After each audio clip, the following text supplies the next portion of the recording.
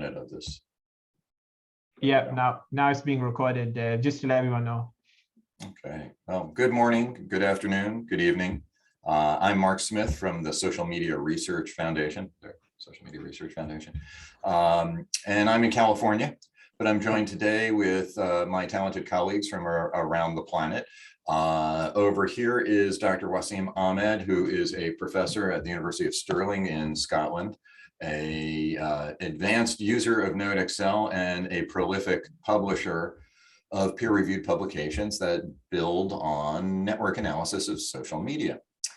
Over there, at least on my screen, that would be Harold Meyer from the Social Media Research Foundation.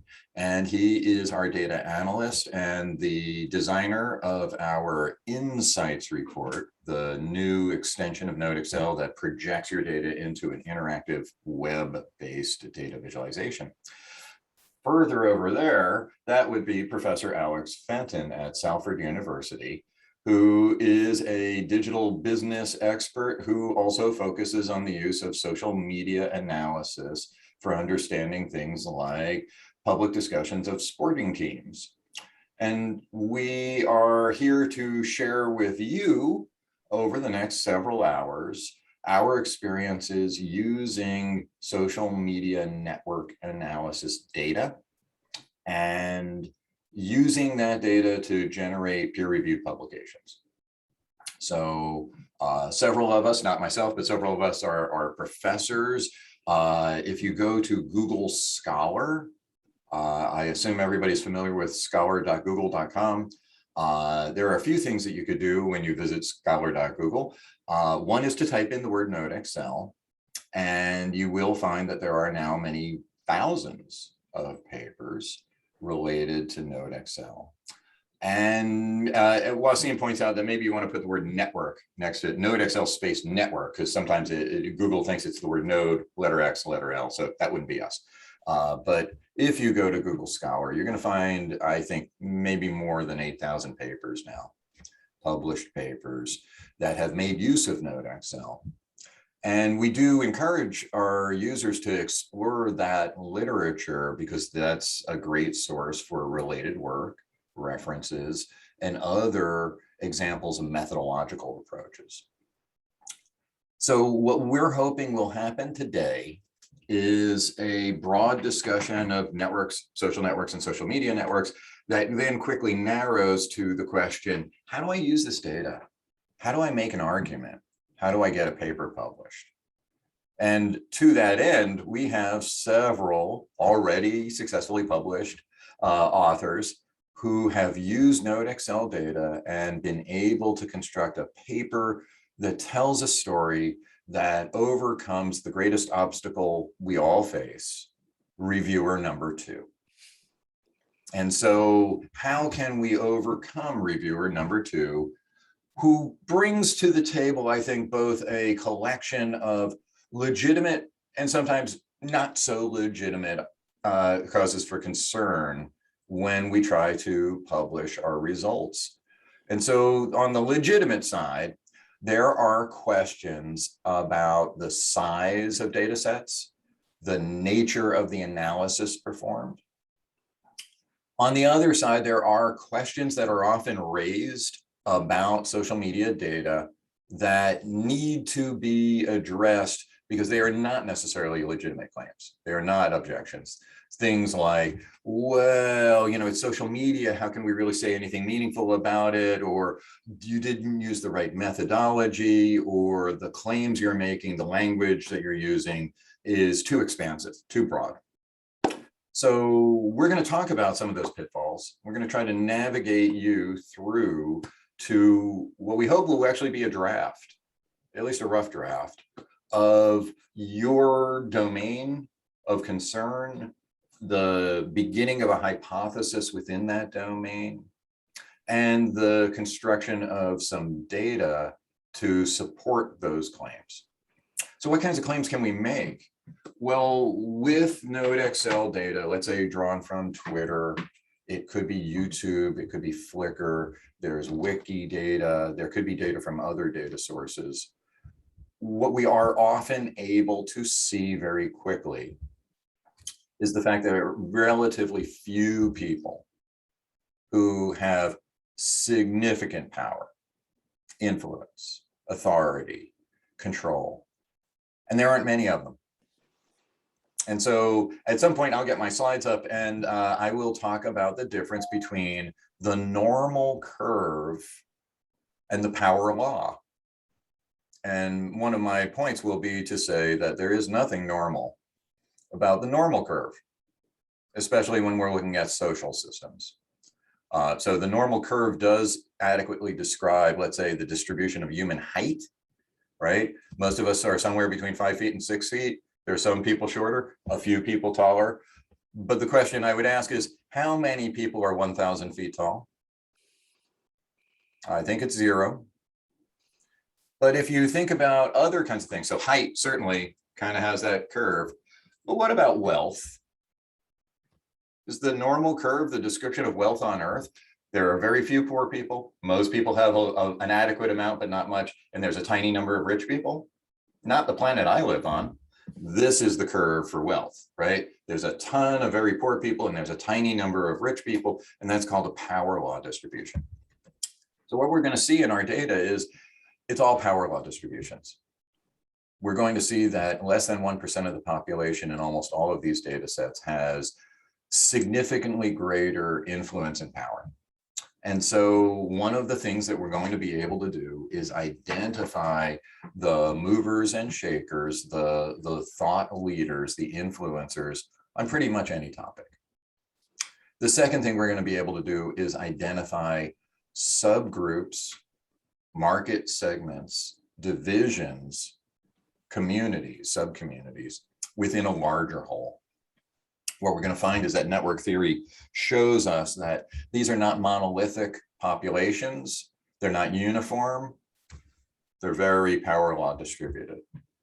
And so our hope is that whatever topic you've come to us today with on your mind, be it healthcare, politics, technology, business, marketing, sports, public culture, popular culture, entertainment, there's almost certainly a large group of people talking about your topic right now. And that conversation may matter. It may have consequence. It may be the conversation that led to Brexit, or it may be the conversation that led to changes in politics in the United States. And increasingly, we are faced with the added challenge that not all of these conversations are merely naturally occurring. It's not just the case that people are having their conversations and they're just going where they go. There are now self-interested actors who are attempting to influence these environments. In order to know what is abnormal, we will need to have a firm grasp of what is normal. And so we believe that scholars are the most important ingredient in reforming the social web, to address the pathologies of the social web. And I'll put it this way. Some people have argued that social media is essentially a kind of marketplace of ideas. I wonder if anybody has heard this phrase, the marketplace of ideas. Yeah, so very American kind of thing. So if you're not from America, maybe the marketplace of ideas idea is not yet for sale in your marketplace of ideas. If it is a marketplace, and maybe it is, maybe it isn't, but let's just take the metaphor for what it's worth. Our question is, where is the accounting system for the marketplace of ideas? And if there is a market, but there is no accounting system, what do you expect? Rhetorical question, I'm going to answer that for you. Rampant fraud. That's what you expect in a market with no accounting systems. We have a social media marketplace of ideas, a stock market for hashtags. Where's the accounting system? Oh, there is no accounting system. What do we see in social media? Oh, rampant fraud. Okay, I'm going to make the argument that you are going to become the CPAs, the chartered accountants, the auditors, the scrutinizers of social media. And with data, we can identify not only the high quality and the normal patterns of development, but also the abnormal ones. And so perhaps we are here today to become the accountants of culture, to become the scrutinizers of social media in a way that is based on empirical, quantifiable, objective data that is then subject to group analysis and dispute, which is this thing that I call science. And so can we be the scientists of social media? And to that end, we will probably need an instrument, a tool for data collection, data storage, analysis, visualization, and reporting. And those were the 5 things that NodeXL was designed to do: collect your data, store your data, analyze your data, visualize your data, write a report about your data. It turns out that those 5 things were only 5 out of 7. There are 2 more. We've discovered that you, our users, need not only those 5 things, but 2 more things. And what are the additional 2 things? Discovery and presentation. The report gets you data, it's true, but now the task becomes, where's the story in the data? And the final step is, how do you tell that story to another person? And so that's what we're going to talk about today. With me are my very talented colleagues who have a lot of experience in writing papers, getting them published, collecting the data, and telling that story.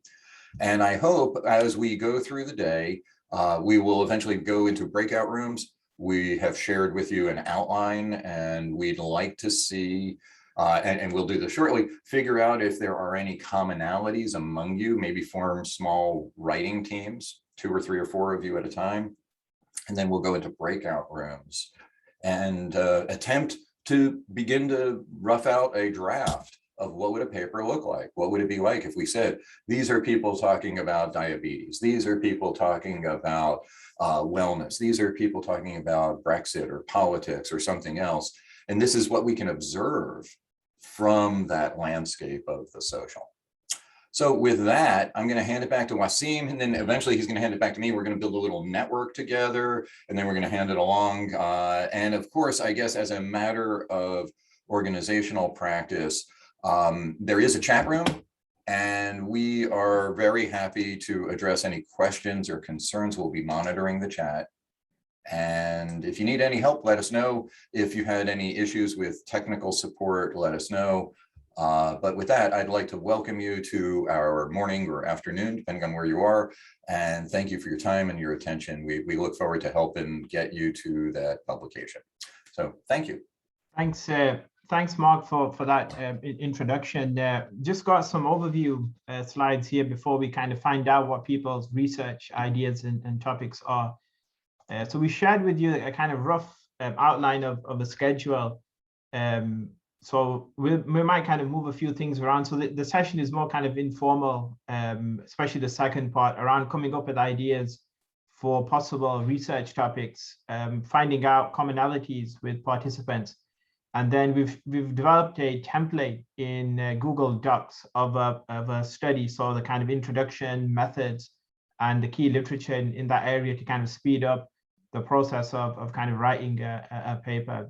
So we'll be kind of working on those things. And Mark will be kind of doing that in the next session.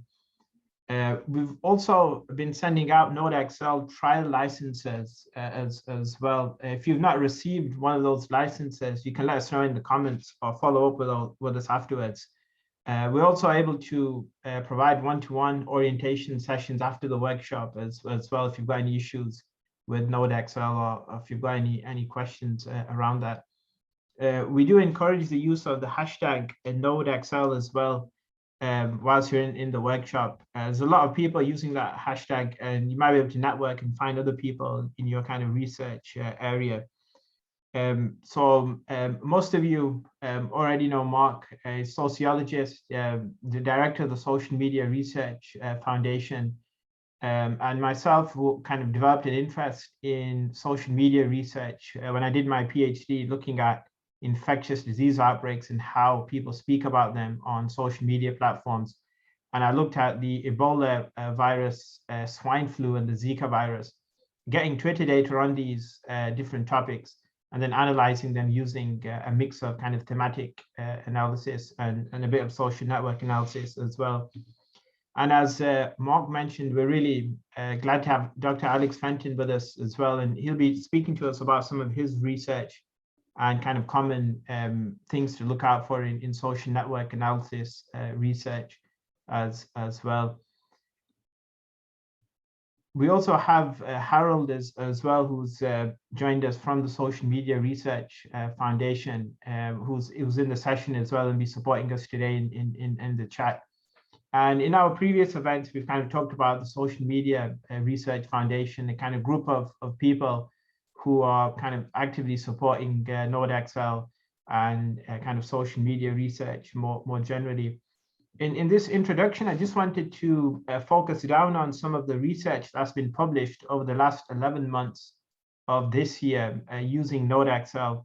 So earlier on, I went into Google Scholar that Mark spoke about, and I just typed in NodeXL, and apparently there's over 800 results for papers using NodeXL just this year.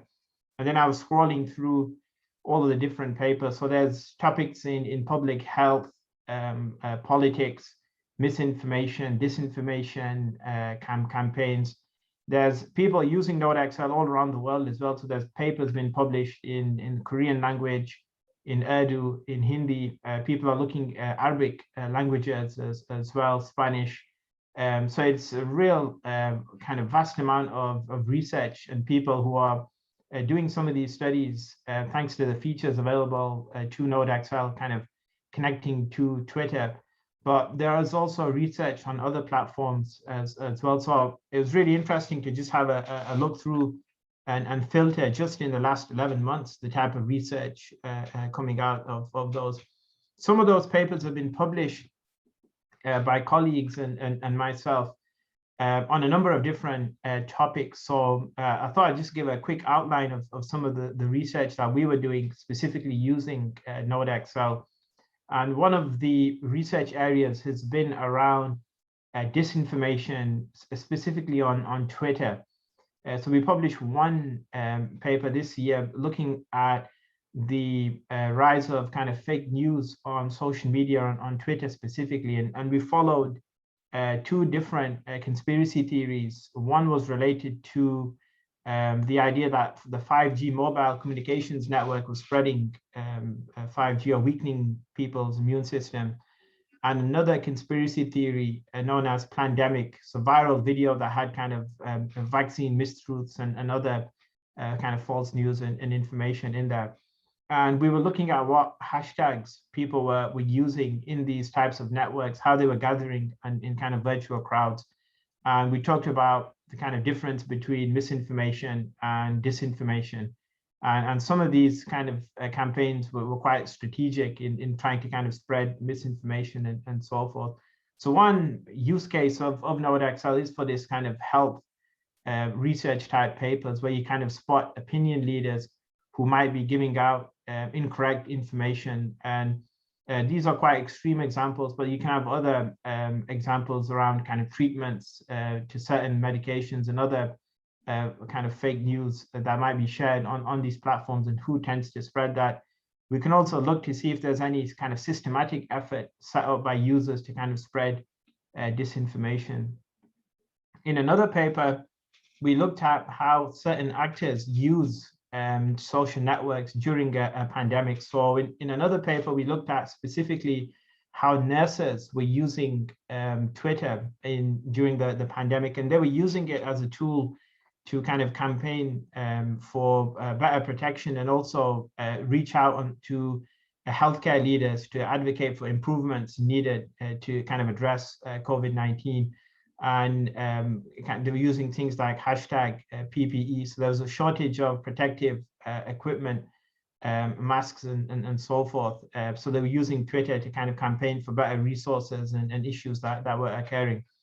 And we were able to drill down into some of the networks and kind of draw out and make it clear what tweets we looked at and have like a kind of selection criteria, what tweets we looked at for our social network analysis, separate that from what we did in our kind of qualitative analysis. So some authors of NodeXL kind of have these different charts where they chart through how and what they've done with what data.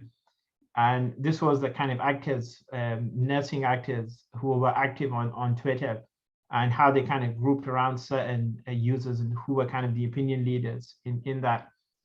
You can also analyze conferences as well. So I've noticed Twitter especially has a lot of different academic meetings and conferences, and they have hashtags and people engage with them, and they can have a kind of reach in the millions. And there's a large body of research that's using NodeXL to analyze these meetings and conferences and find out what key websites and key discussions and narratives are being shared. So in another strand of research, we've been analyzing Twitter communities in themselves. So this is an example on an annual meeting and who the kind of key people are, what the conference could do better to kind of get more reach as well. There's also other hashtag communities that can be studied. So in another paper, we looked at a specific hashtag on Twitter for people who are kind of involved in radiation oncology and how they connect with each other, what key topics are available for them. And in NodeXL, it's not just those visualizations that are helpful. In this particular paper, we used NodeXL to actually find out what topics were being discussed. So it's got a sort of kind of natural language processing in the sense that it can tell you two words that are associated with each other most often. So what we did is we got data from 2014 and 16. We found out the top 20 keywords used together, excluding hashtags.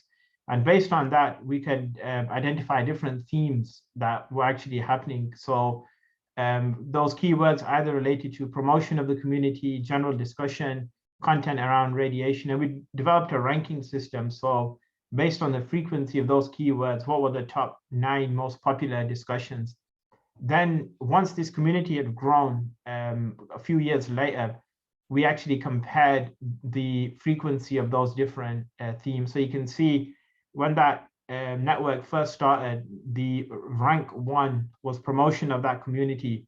But then after a few years, since it'd been around, people were kind of promoting it less because it already taken off, and that theme was rank 7. So this was quite a large data set we gathered, I think over 10,000 tweets. And if we had done this manually, it would have taken us weeks, if not years, to kind of manually and do this type of analysis. And the features built into NodeXL for text analysis are also really useful as well. So not only the kind of network visualizations and science, but also kind of digging into what those keywords are, what the kind of key themes are, and then looking at those strategically, and then coming out with kind of topics, themes, and sub-themes, and then kind of categorizing them in this way. So that was just a quick overview of some of the research being published and kind of the whole of the different areas.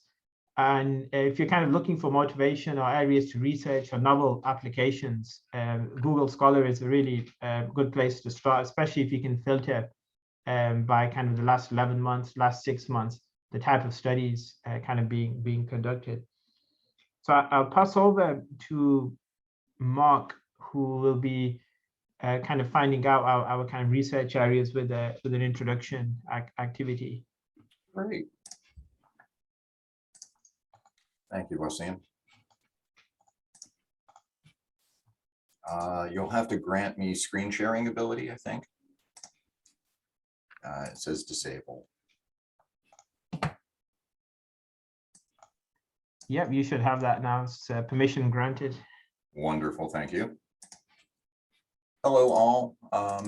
So in our next segment, what we're going to do is ask you questions and ask for you to help us build a network, a manually authored network. And this network will, I think, have practical applications for us. For example, it will allow us to see if there are common interests or topics that may allow us to group you together with other students so that, at least for the purposes of today's exercise, what will happen is you'll have somebody to discuss how to build this paper, and we'll have breakout rooms shortly. So to start this, I have here NodeXL, and I'll try to make it a little bigger. That might help. And what we're going to do is start by asking each of you if you know anyone else in this class. And we're also going to ask you to nominate a topic of interest. So I'm going to start. Wasim will help me. We'll demonstrate how this is going to go, and then we'll try to walk through the rest of you and see if we can build a little network. And so here I'm going to click on text. Can you make it a little bit bigger, possibly the sheet, just so we can see it? How's that? Yes, that's getting better. Okay. So here's Mark, and I have a connection with Wasim, and we are colleagues.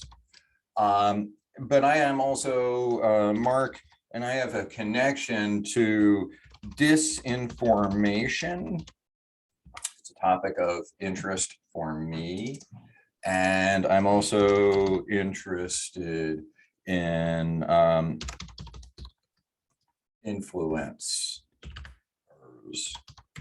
And so these are topics of interest to me.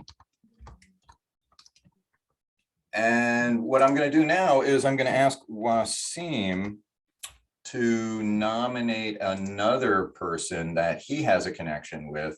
And then I'm going to ask Wasim for a few of his topics of interest. And we're going to keep going around until we can see the connections between people and the connections between people and topics of research interest. And so Wasim, could you nominate another person in our group? Yep, sure. So I would nominate Alex. Right. And you guys are colleagues. Yep.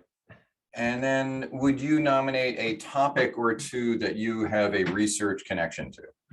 Yep. So public health would be one. Very good. Any others? And then sport. Sports. That's great. Okay. So that's a topic.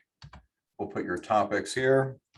And then I think what we're going to do is, since we have Wasim to Alex, we're going to ask Alex to nominate another person.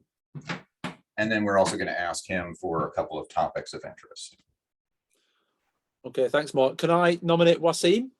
You can. I'll say Wasim then. And Wasim and I have published a paper recently on entrepreneurship.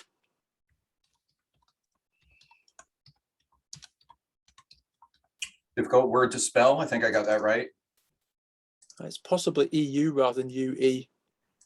Yeah, that is it. Okay, hang on a second. Let's go ask Google how to spell entrepreneurship. Yeah, there we go. Oh, wait. At least this is what American Google thinks it's. Oh, right.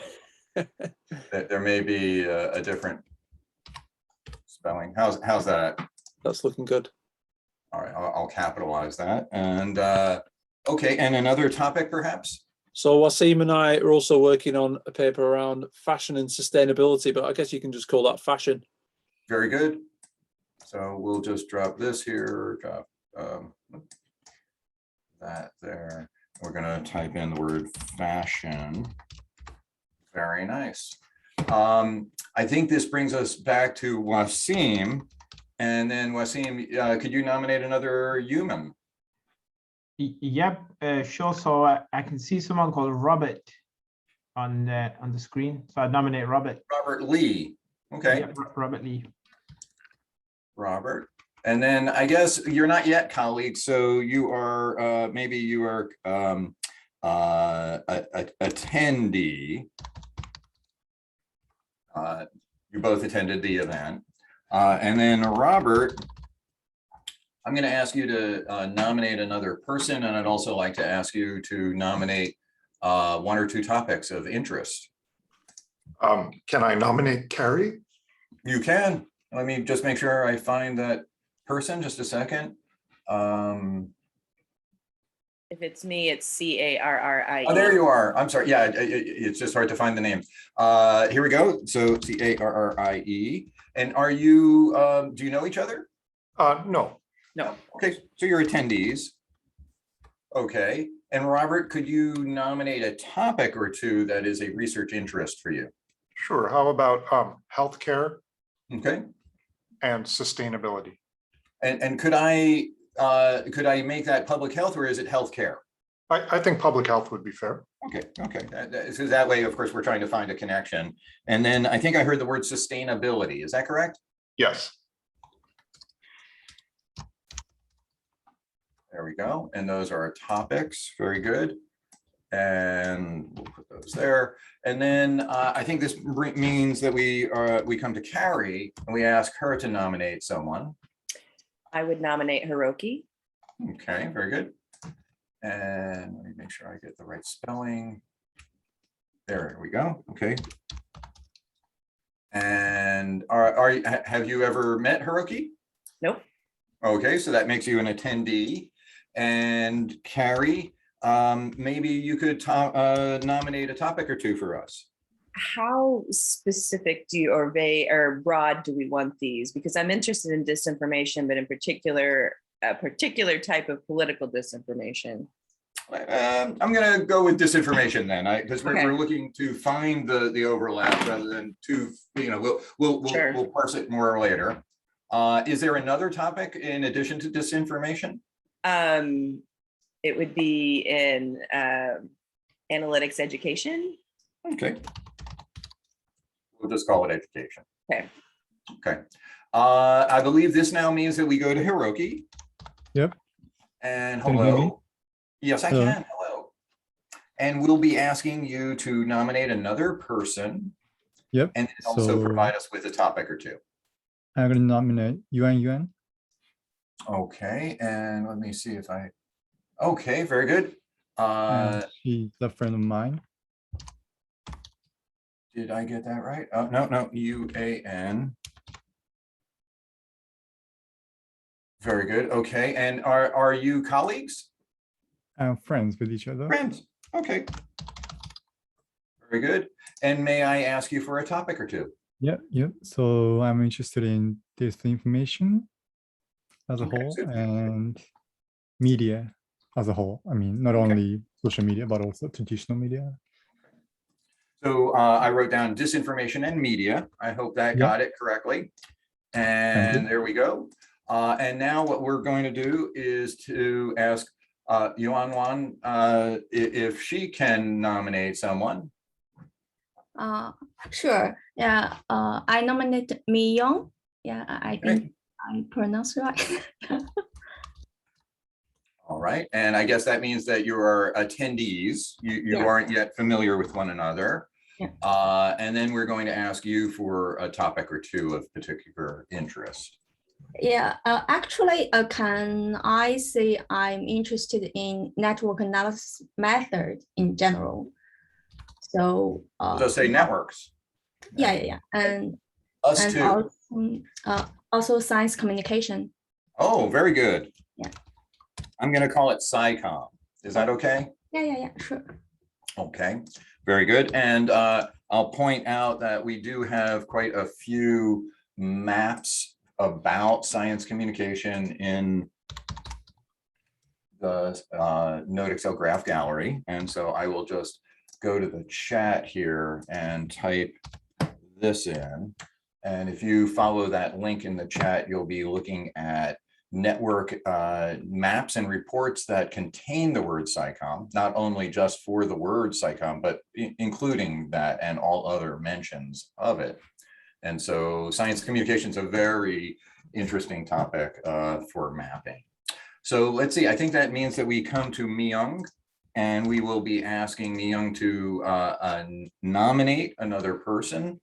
And then we'll also ask for a couple of topics of interest.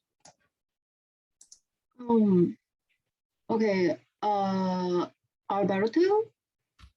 I'm sorry, say again? Alberto.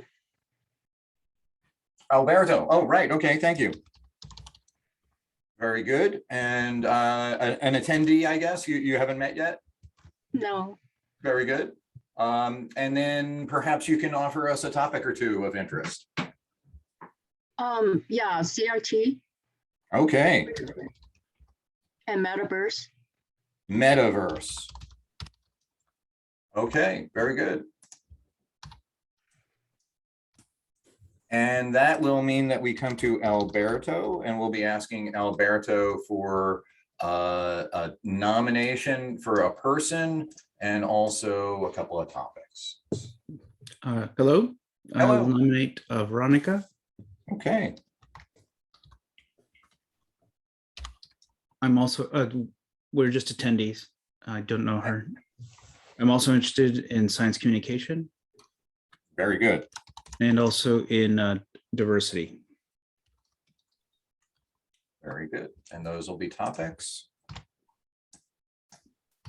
And a quick question, I missed who we were supposed to contact about licenses.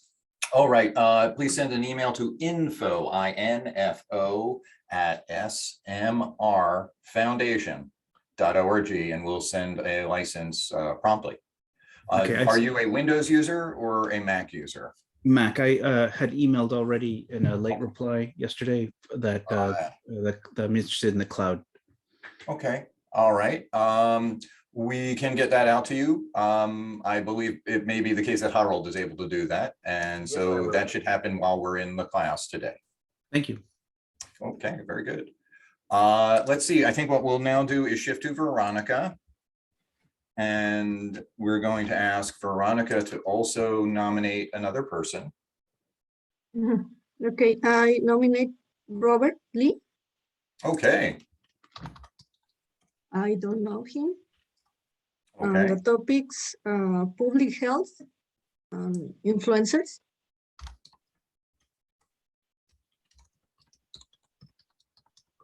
very good, very good. Now that means that Robert is going to get another another turn, because didn't we have Robert up here before? No, we never did. I thought. Yes, yes. Yeah, we did. We have Robert here. Okay, Robert, you get another shot. Perhaps now this just means that you get to nominate another person, unless you have additional topics. We'll welcome your additional topics as well. Can I nominate Rafal? Yes, you can. Okay. Okay, so let's see. And Rafal, topics there, and this is an attendee connection. And then we'll take Rafal's name and put it here and ask Rafal to nominate another person and also nominate a couple of topics. Hi, so I'd like to nominate Veronica, all right? Veronica, and have you had any contact with Veronica previous to this? Not yet. Not yet. Okay, well, you never know who you're going to meet here. Okay, and then may I ask for a topic or two? Yeah, I'm interested in the topic of migrations, actually. Okay, And I would say that this information would be the second topic. disinformation. Okay, very good. So we'll call those topics. There we go. And then Veronica, you get to nominate another person. Oh, yes, I nominate Marcos de Colza. Very good. And do you have any contact with Marcos prior to this? Yes, he's my partner. Okay. And okay, so then we're going to go to Marcos and ask Marcos for another person and a couple of topics. Okay, one topic is entrepreneurship. Okay, I think we have that word up here somewhere.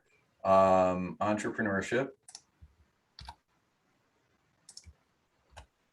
And, oop, wrong place. That actually goes here.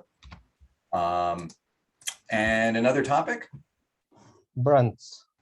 Brands, very good. And would you like to nominate another person in the class? Carrie. Did I hear, was it Terry? Carrie. All right, Carrie, back to Carrie. Carrie Trimble. Right, okay. And so that's going to be an attendee. And then we've got a couple of topics here. Very good. And then we go back to Carrie. And Carrie, would you like to nominate another person? I'll nominate Shema or Shaina. Okay. and Apologies for pronunciation. Let's go find. SHAIMA.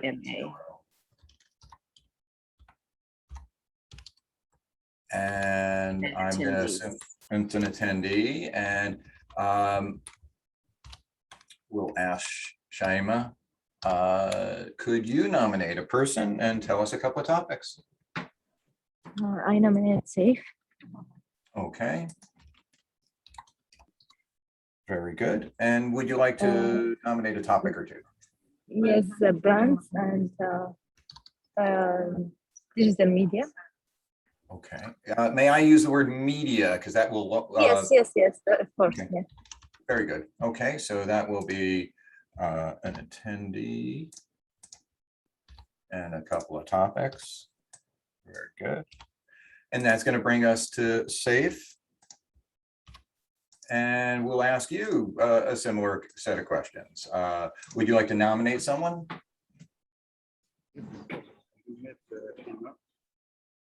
I'm not able to hear that yet. I'm not able to hear that. Perhaps if you'd like to type into the chat, so we'd like another name of a participant and then also a topic or two, but unfortunately I can't hear.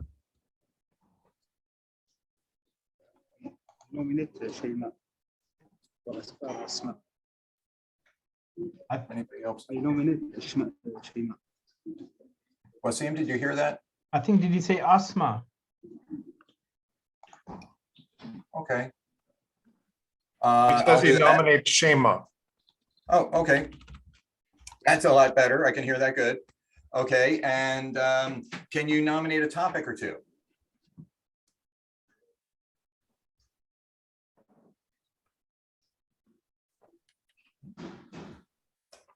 I think. Przepraszam, zapomniałem. Przepraszam.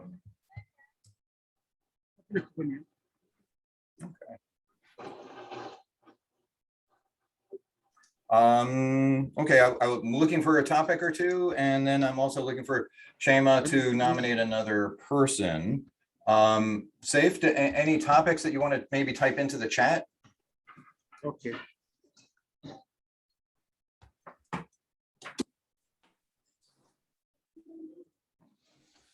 And while we're working through that, I just want to show you what's this going to turn into. Oh, yeah, we can't do that. I have to. There we go.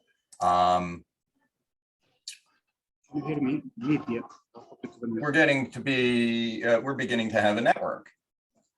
We have some people connected to people and people connected to topics. And so a network is beginning to form. And then, of course, we will cluster that, and we should be able to find some connections among you all. So Safe, I wasn't able to hear a topic or two, and perhaps you'd like to put a couple into the chat.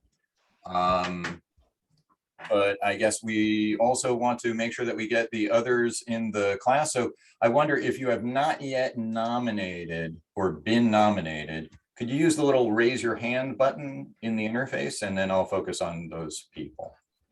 Is that possible? Okay, very good. Thank you. Thank you. Hi, Safe. Okay, very good. So Safe, so you nominated Shaima, and I guess my question is, could you nominate two topics as well?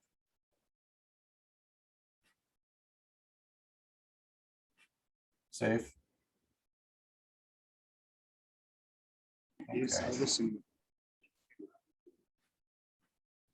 Okay. Well, I guess we'll wait on getting a topic from you, but maybe Safe, if I could assert that you have nominated Rui.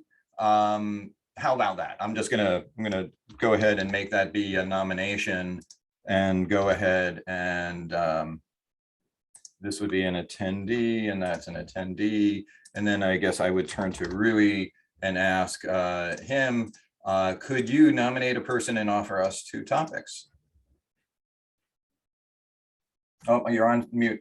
Yes. Yeah. So I nominate Lena Dlarcy. Okay. He's So that would be Lenandlar? Yeah, Lenenda Dlar. sorry the pronunciation, but yeah. So yeah. Very good. And a topic or two for you? So I'm for me, education policy. Immigration? No, education. Education. Very good. Policy. Okay, I'm going to leave it to just the word education, as perhaps sufficiently, precise. And then is there another topic of interest? Yeah, international organizations. International research? Organizations. Okay, so international, would it be like an NGO, is something like that? NGOs, UN, so Okay. these organizations and other Okay, types. something like that. And these are our topics, so. Very good. And then when Anwar, could we ask you to nominate a couple, well, one person and two topics, perhaps? Yeah, Matt. Can I nominate Matt, please? Very good. Okay. And have you met before? No. No? Very good. Well, that's what today's about. And how about a topic or two? Yeah, education.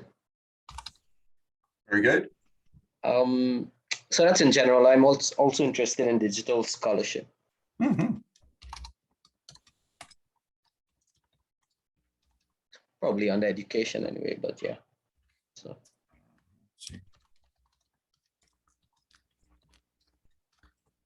Go. So that'll be a topic and another topic.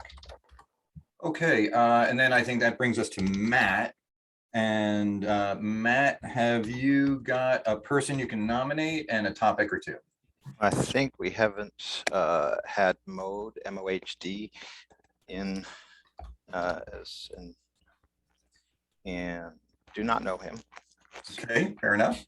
And I do. He's a great guy. Awesome. I guess topics, hegemony, or maybe agenda setting. Okay.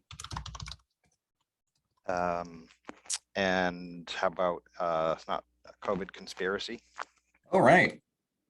Can we call it disinformation? Sure. Okay. Very good. And that gives us this, and then we go and ask Mode. And we'll ask him for a nomination and a couple of topics. Mode, can you nominate another person? And I guess if I could ask you all, if you have yet not been nominated, perhaps you can raise your hand, use the little hand raising icon in Zoom. Okay, hello. I would like to nominate Asika, and the topic is about school. Okay. And could I call that education? Because it schools perhaps qualifies education. Is that okay? Sure, yes. Okay. Is there another topic perhaps? Maybe STEM education. Oh, very good. Can I make that SciComm? Because that kind of gets us close to another user. All right. Oh, so it is still science, but it would be, there it is, SciComm. So I think I'll call that SciComm. Okay, and that gives us attendee topic.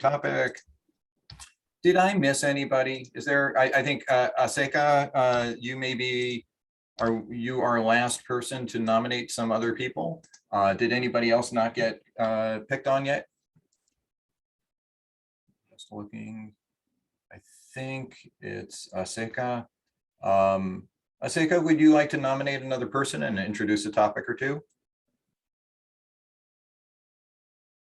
Okay. Oh, well, okay. And then Ozma. Well, I see Aseka has would prefer not to speak. And if you'd like to type into the chat, that's fine. And then I think we have Ozma as perhaps a person we haven't connected to. So how about if we connect Aseka to Ozma? And Aseka, could you write maybe a word or two that is a topic of interest? And we'll try to put those in here. And then I'll ask Ozma as well to nominate a person and maybe a couple of topics. Ozma, would you like to do that? Yes. Actually, I nominate Wasim, Okay. and he was my instructor.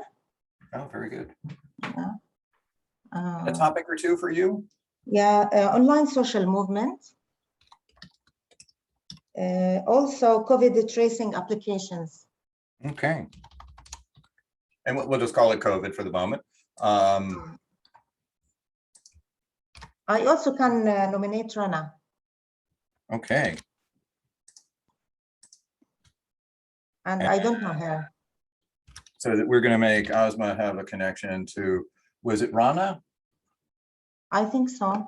That's, Very good. Just a moment. And there we go, Rana. Okay. And I'm Aseka until I guess, oh, education and mathematics. Very good. Thank you. Thank you. Education, math. Very good. And then we'll call those topics. Thank you. And then that's an attendee connection. And then I think we go to Rana and we ask for another nomination and a couple of topics. I'll nominate Rui. Rui, okay. Yeah, if anybody hasn't gone, I don't know, but yeah. And the two topics are social movements. Can I also add discourse analysis, or is that not a topic? Oh, that's a fair topic. Sure. Discourse analysis. Okay. Absolutely. All right. Is there anyone that I have missed? And I see Rui would like to have social movements, so I'm going to do that. Let me just go find, all I have to do is grab a row, paste it here, and I'm going to give you a link to social movements. There we go. And what's happening now is we have been authoring edges, right? We've been authoring connections between people and topics, and some people also have a shared content link to a topic. And this is a useful diagram, but it could be better, right? I mean, how could we make this a better diagram? The answer might be to throw some labels and colors and shapes onto the graph. And so certainly now it's a better graph in the sense that we know who's who. So that's interesting. But it's also the case that if we go to the vertices worksheet, we're going to see a list of all the entities. So let's see if we can get that to happen. And when we do, we're going to find that there are two different classes of entity, things that nominate and things that get nominated. And so people nominate, topics never nominate, right? So what we could do is run graph metrics and begin to calculate things about all the dots and all the lines in this data set. And when we do, we'll know things like some of the people here have more lines pointing at them, and some of the topics have more lines pointing at them. And so we are going to let NodeXL do the analysis of this data set. There we go. And it's going to create a whole bunch of numbers about all of the dots. And when we get these numbers back into the workbook, it's going to allow us to perform a series of operations that's going to add value to this data structure. It's going to allow us to see that some of you actually have formed groups, clusters, and that might be the cluster on disinformation, it might be the cluster on education, it might be the cluster based on the fact that you know or nominate certain people. And so we will see shortly this higher level representation of this otherwise fairly basic graph. We have 50 something rows of connections among the, I think there's 11 or 12 of us here. So this is going to form a connected structure shortly. And this, I hope, is it serves two purposes. We are simultaneously learning about how to just manually construct networks. And then we're also learning how to practically apply those networks to help organize our work today, to find the associations among you. And so this is calculating. This will take another minute, but when this happens, we're going to result in a much more high resolution graph. It's going to tell us a lot more about what's going on in the network.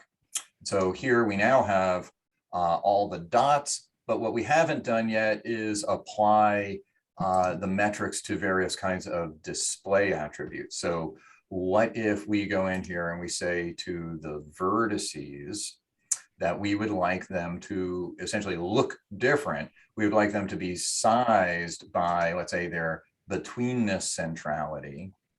And what we're going to say is if you have no out degree, then you are probably a topic.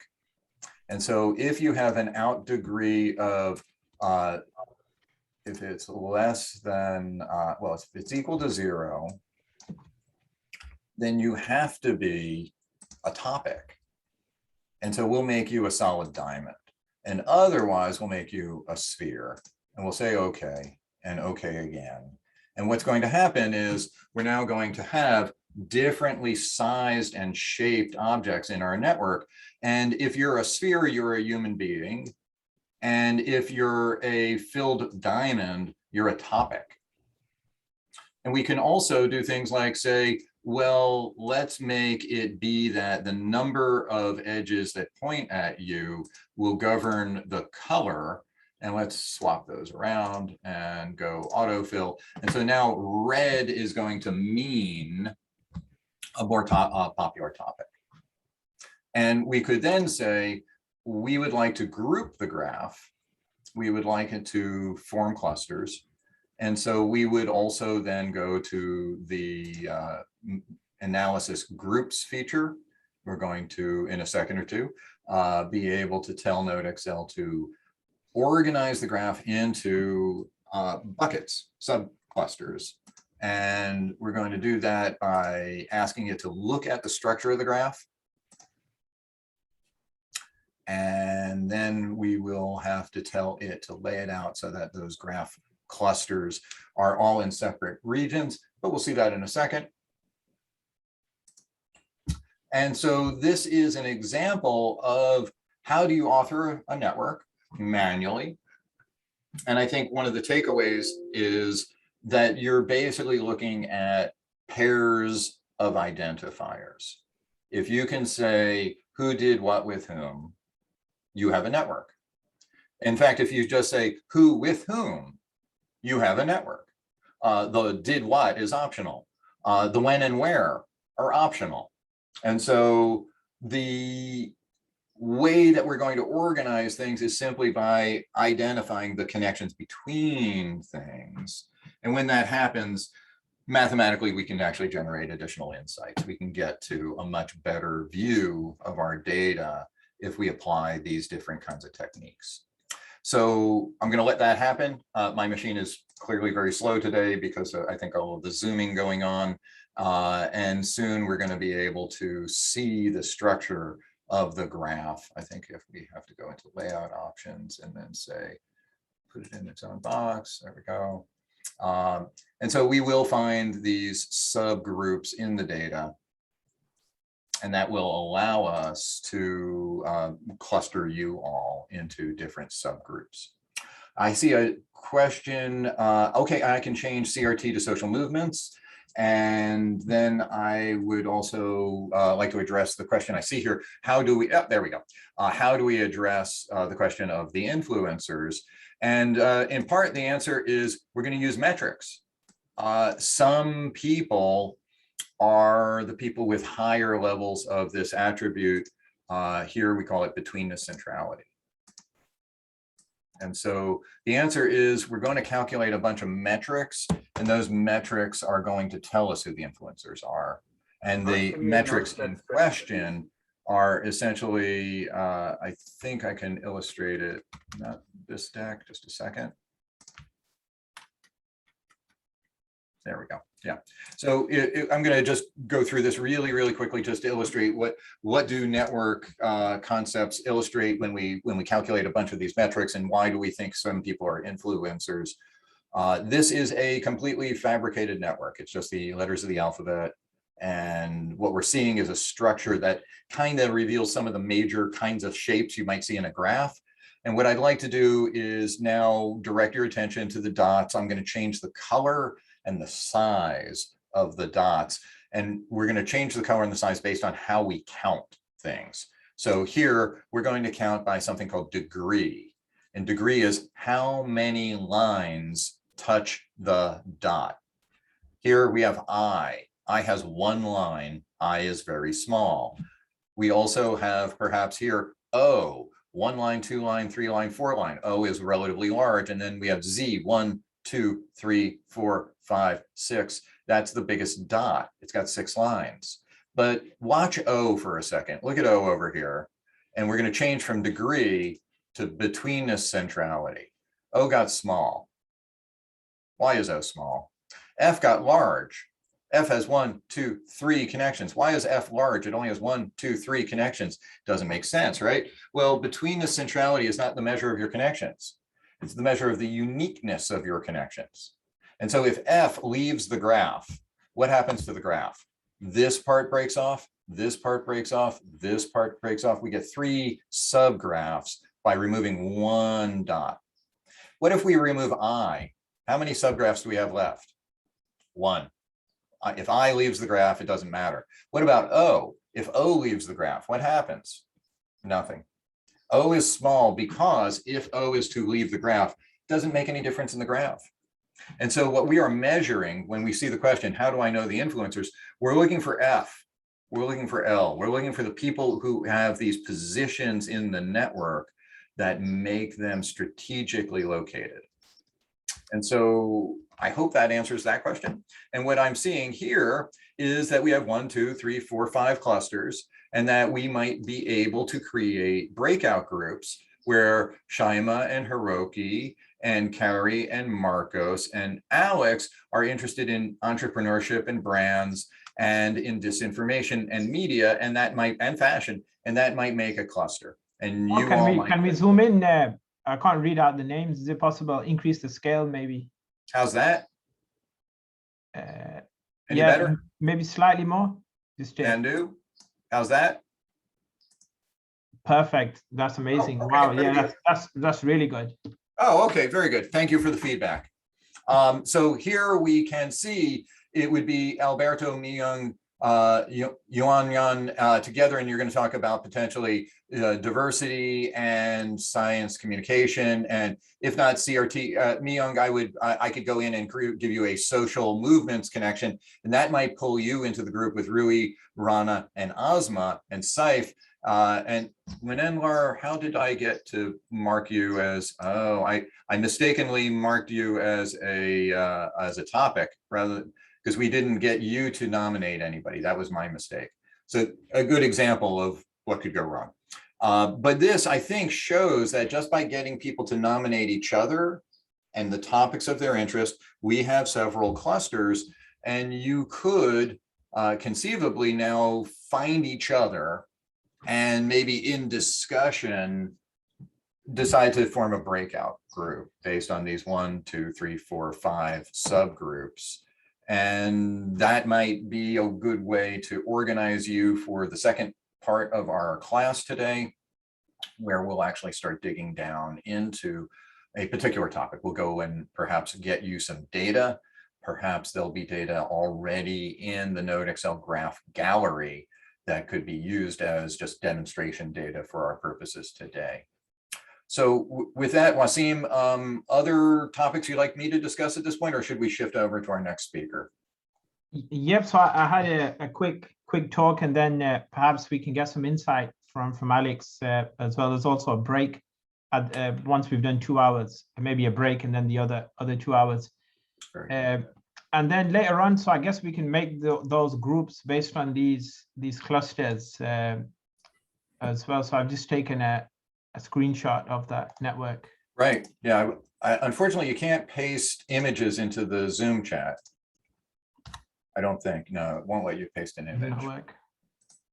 But this, I hope, illustrates just how quickly you can author a graph and how quickly you can then take a group of people and objects and organize them into subgroups.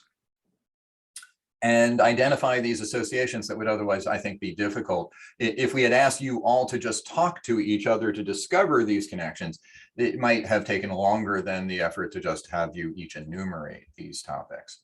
So with that, I'm going to switch it back over to Wasim, and he can take us into our next section. Thanks. Thanks, Mark. I'll just share the screen.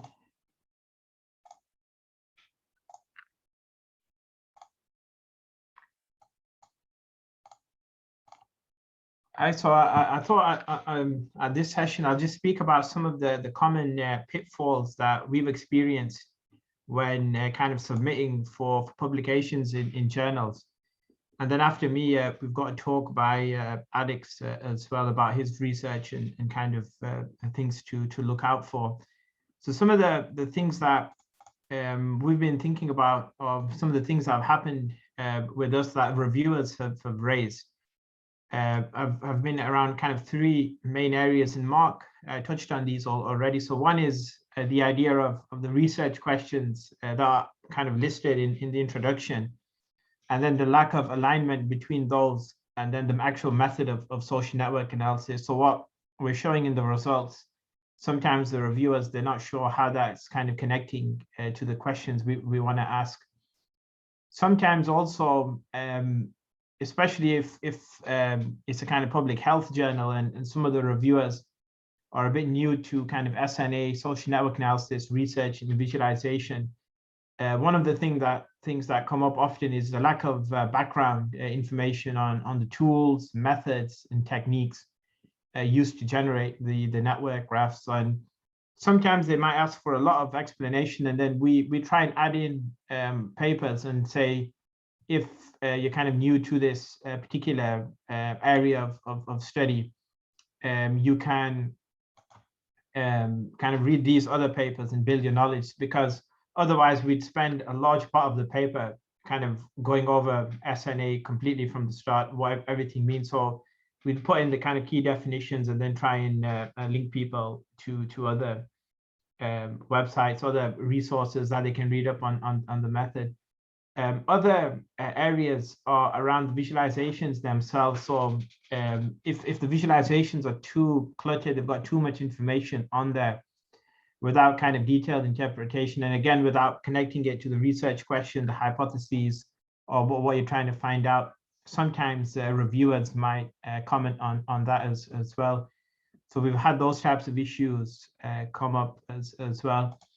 And then I was looking at, over the last, say, 2 or 3 years, some of the reasons for rejections. And the most kind of issues are caused by potentially a reviewer that knows a little bit about social media research. So they've got some knowledge, and they might ask for you to do certain things to kind of raise questions and things that potentially could be addressed. So with having this knowledge now, I'd probably write and structure the paper in a different way and kind of clearly explain things of it. So even a couple of days ago, we've had a paper come back, and someone has actually raised this first question. So why are you analyzing a subset of data? Analyze all of it, which would take us a long time to actually kind of do that work. And in the comment, they mentioned that you should analyze all of it because everyone is doing it. But what we've done in other papers is take those subsamples and actually compare them to the whole data set. So in another paper, they asked us to analyze the whole of the data set rather than take a 5%, 10% subsample. And there was actually no difference between when we look at it overall and we look at the subsample, because subsample is supposed to be a representative kind of overview. So we did that change, but we actually mentioned there's not much difference. There's no actual difference between looking at it. So there's a case to kind of build in the justification of taking snapshots of data or of collecting, say, 1 million tweets, taking a 10% sample and analyzing it. So issues around sampling as well. Other concerns have been around why don't you have more data? So for example, we wanted to look at one hashtag during its peak, a 2-day, 3-day period. And a question might come up is, why didn't you look at that over the course of a year or why don't you look at it in this year? So why haven't you got more data? In one study, we looked at the Manchester United network, and the reviewers were asking, why haven't you used the Firehose APIs? So this back in the day, it was a really costly way to get Twitter data. It would have cost thousands, if not hundreds of thousands of pounds to actually get that data. So that was one of the bases for rejection. Other issues are, if someone isn't familiar with how Twitter works, they might ask, why are you searching Twitter overall rather than by specific locations, or your narratives, can you kind of talk about them per location? So that sometimes that issue comes up as well. We've done studies looking at, for example, English language, and then some of the reviewers have said, well, you've got other languages, so why don't you get translators and analyze all this other data in other languages as well. A couple of times when we've used NodeXL social network analysis, and we've had comments like, why didn't you use another tool? Sometimes that kind of application isn't relevant to the research questions or to the study, but they'll actually say, you use this, but what about these other tools and softwares? So in those papers, we might add in that we are aware that there are other tools, but for our research questions, for our method, this was a kind of suitable one. This one has been coming up quite a bit, this concern. So they're kind of questioning the validity of the data and saying, aren't there bots in the data? And why don't you check for bots? Have a kind of table, tell us how many bots are in there. And we can't accept the paper if you don't do this type of kind of bot analysis. So that's another tricky thing that comes up around, especially around misinformation studies. There are kind of different ways you can do that. You can address that, kind of talk about that in the kind of an introduction.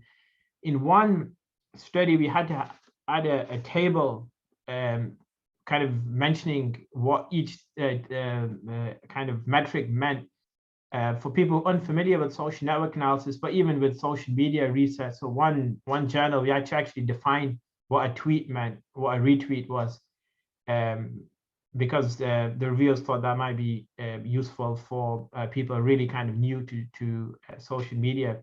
And so you get all kinds of requests coming in, and it's sometimes good if we're writing a paper now, we're kind of armed with all of these things that might come up. And so when we write the paper first time, we might try and address some of these things within the introduction, within the literature, and try and kind of come back to our research questions on some of these topics. Other things can be methodological. So the reasons for rejection could be around how you actually did the analysis. So if you've used a topic analysis, how is that conducted? What methods have used? If you've used sentiment analysis using NodeXL, we actually go back to the original paper that NodeXL used and the toolkit and methodology, and kind of mention that in the study and kind of give more information on those methods and tools, and also define and briefly kind of give information on the algorithms as well.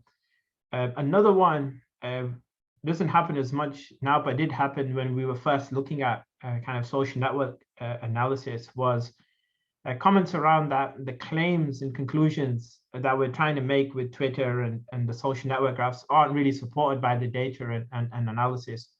So just to be careful on what conclusions can be made, what can't be made based on the data, what the kind of future research should be in this particular area.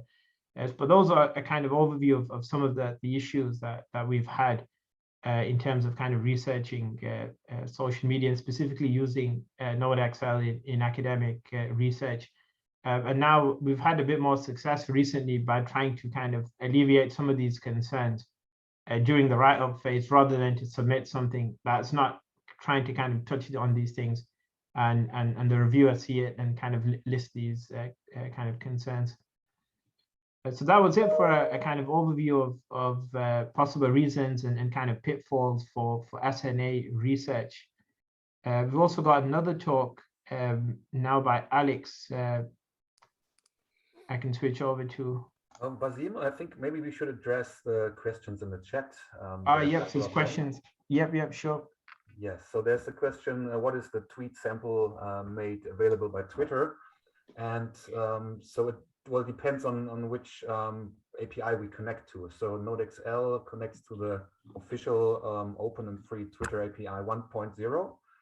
And we find that for trending topics with high frequency, you get less data, and if it's a low frequency topic, you get up to 95%, 99%.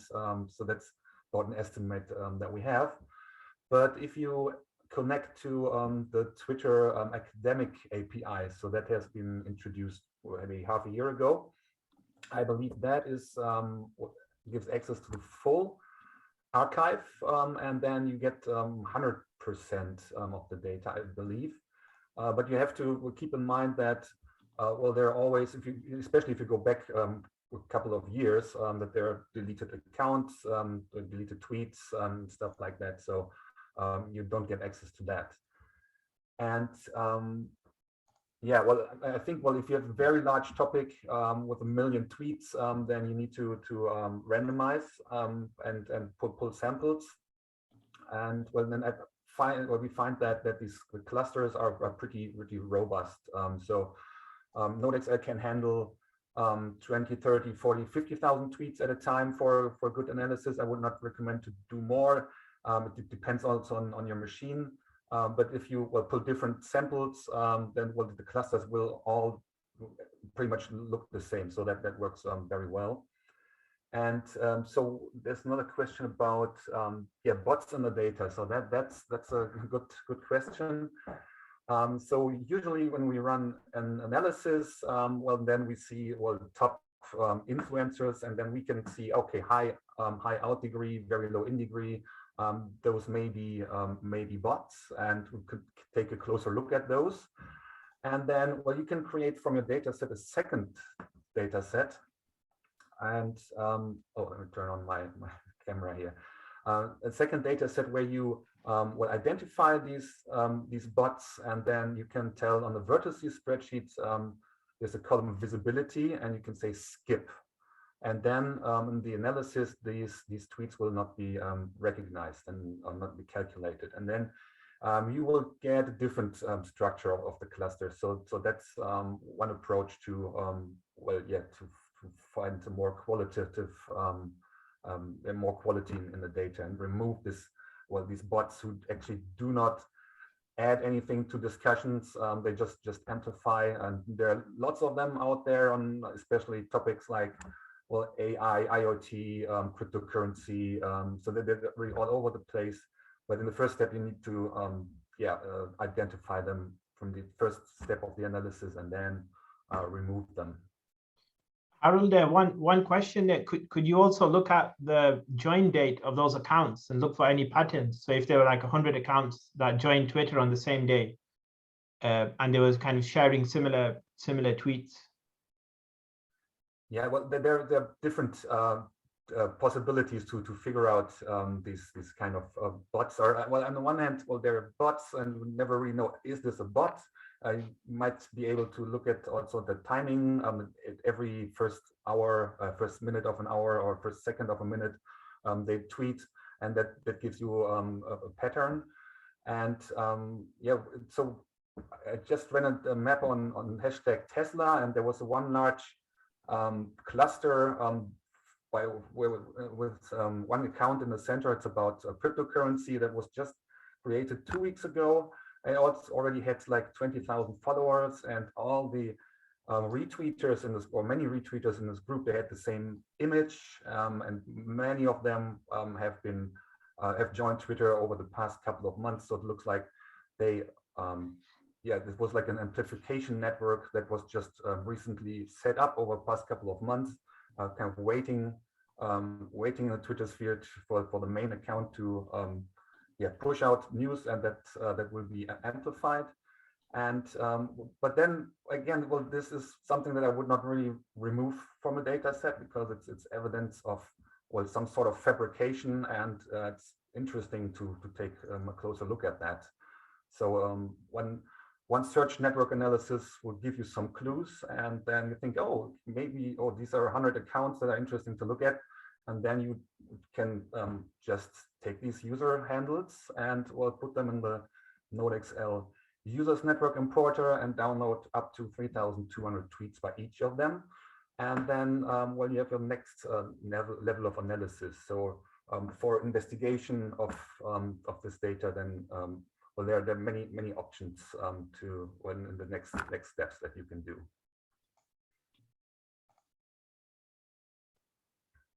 Great, and I think there was another question on using NodeXL with the academic API.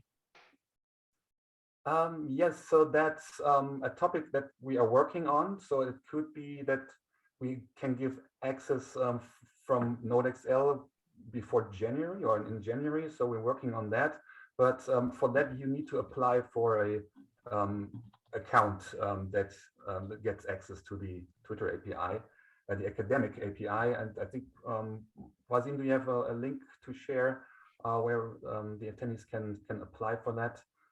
And yeah, so I'll send in, put in some information on that.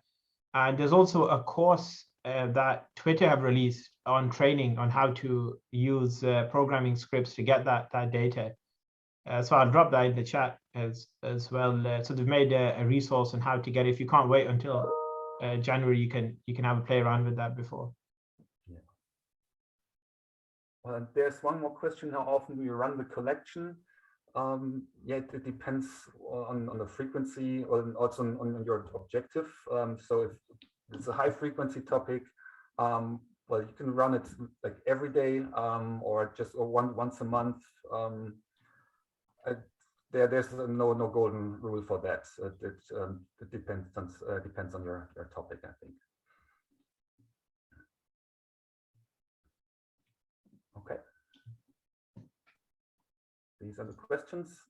Yeah, onwards. So next is. I do see one comment here from Rui about the tweet sample. Could I speak on the topic of how do the tweets come out of Twitter, in what order? I think that's a question. Would that be okay? So Rui raises the question, what is the tweet sample made available by Twitter? Questioning the representativeness, and do we randomize? Very good question. To the best of my knowledge, we are receiving tweets that through the public API that start with the most recent tweet and roll backwards for some number of tweets, that number not to be well understood. The general rule of thumb is it's not going to give you more than about 18,000 tweets, and it won't give you any tweets older than about 7 or 8 days. And so in what way do we know what Twitter's decision-making process is like? We don't. We really don't. There are some papers out there that show that the public API is almost the same as the fire hose for smaller topics. And so it does seem that Twitter, when it's dealing with a very high frequency topic, lots and lots of tweets, will sample them in a somewhat unknowable way. And there's not much we can do about that because Twitter's just not going to tell us everything we need to know. And so this, I think, reaches back to Wasim's concerns about what reviewer number 2 might say. And the concern might be, well, Twitter only showed you some of the data, and so you have false negatives, and so your claims can't be validated. And I guess my counter to that is, this is what Twitter is allowing external observers to see, and this is what we can analyze. We can't know exactly what Twitter has because it won't tell. Facebook won't tell us. The platforms will not tell us.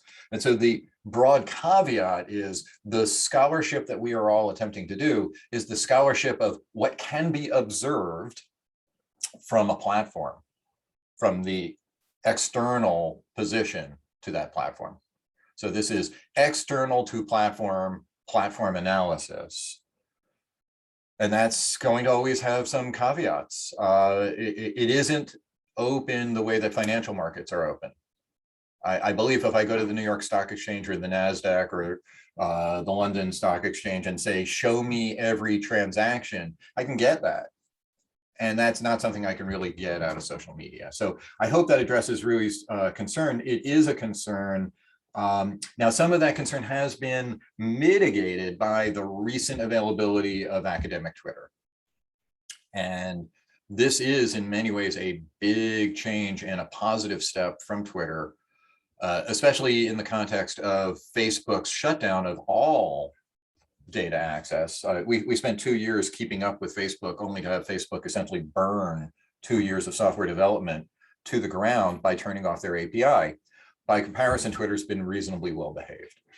And so I will sing the praises of Twitter Academic API. Wasim and I have been exploring it for some time, and I think he may have already mentioned the constraints, but the constraints are quite modest. You get up to 10 million tweets per month, and you can access those tweets from any time in the catalog. So that means up to like 11 or 12 year ago tweets. And so one of the common requests that many of our users would raise that we previously could not address was, hey, do you remember Occupy Wall Street? 2012, that was a long time ago. I want to study that. And we go, unless you have a big budget, I'm not going to be able to get that data for you. Today, as Wasim has placed the link in the chat, if you apply for academic Twitter API access and they give you the key, Occupy Wall Street is yours for the taking. You can go back anywhere, anytime, all the way. And I'm pretty sure that 10 million tweets ought to be more than enough. It's really fast as well. It's quicker than the standard API. There's no rate limiting or anything like that. It's like magic. The data just comes in. So I think the game has changed dramatically from a Twitter perspective.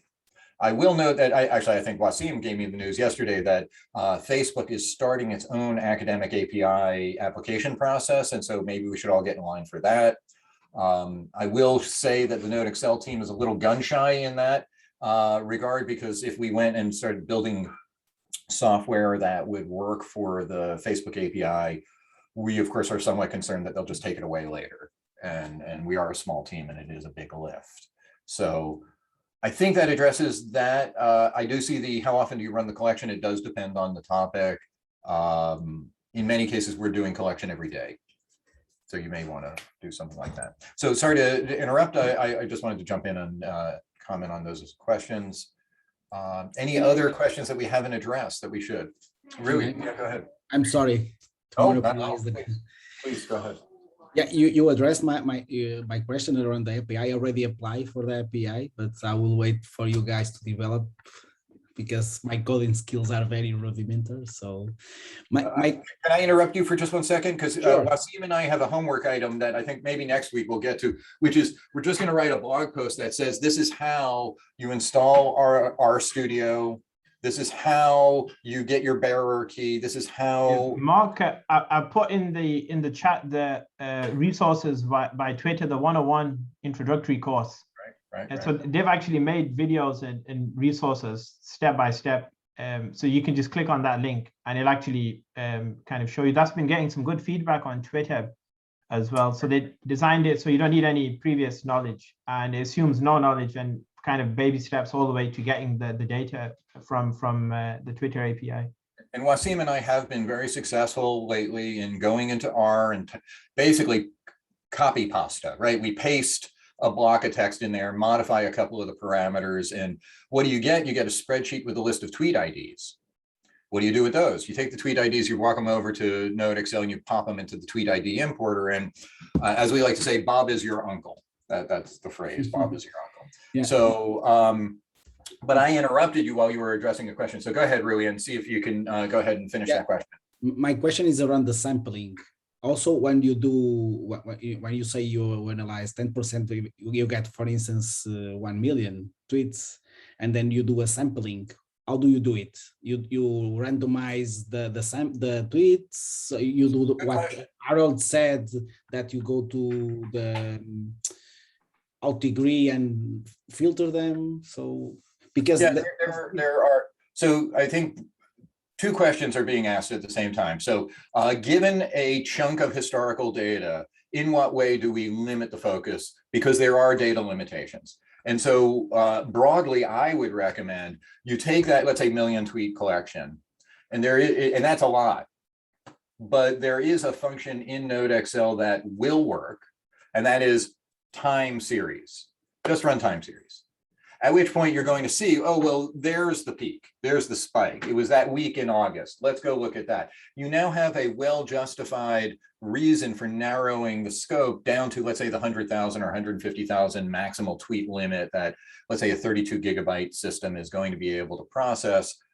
And so one step is get a long stretch, just do time series analysis, narrow the focus to a subzone, a week, a day, something, the critical moment, focus on that. That's one possible step for data reduction for a longer data set. Second, yes, there is a lot that you can throw out of the data set and pretty much be safe. You could get rid of all of the singletons, all of the isolates. You could get rid of maybe a lot of the retweets. Often what we find in our data sets is that ultimately it always comes down to less than 1% of the population are the movers and the shakers, the influencers, the people with power in structural positions. And so a lot of our research here is about sort of the classical model of the atom. Maybe I can introduce this.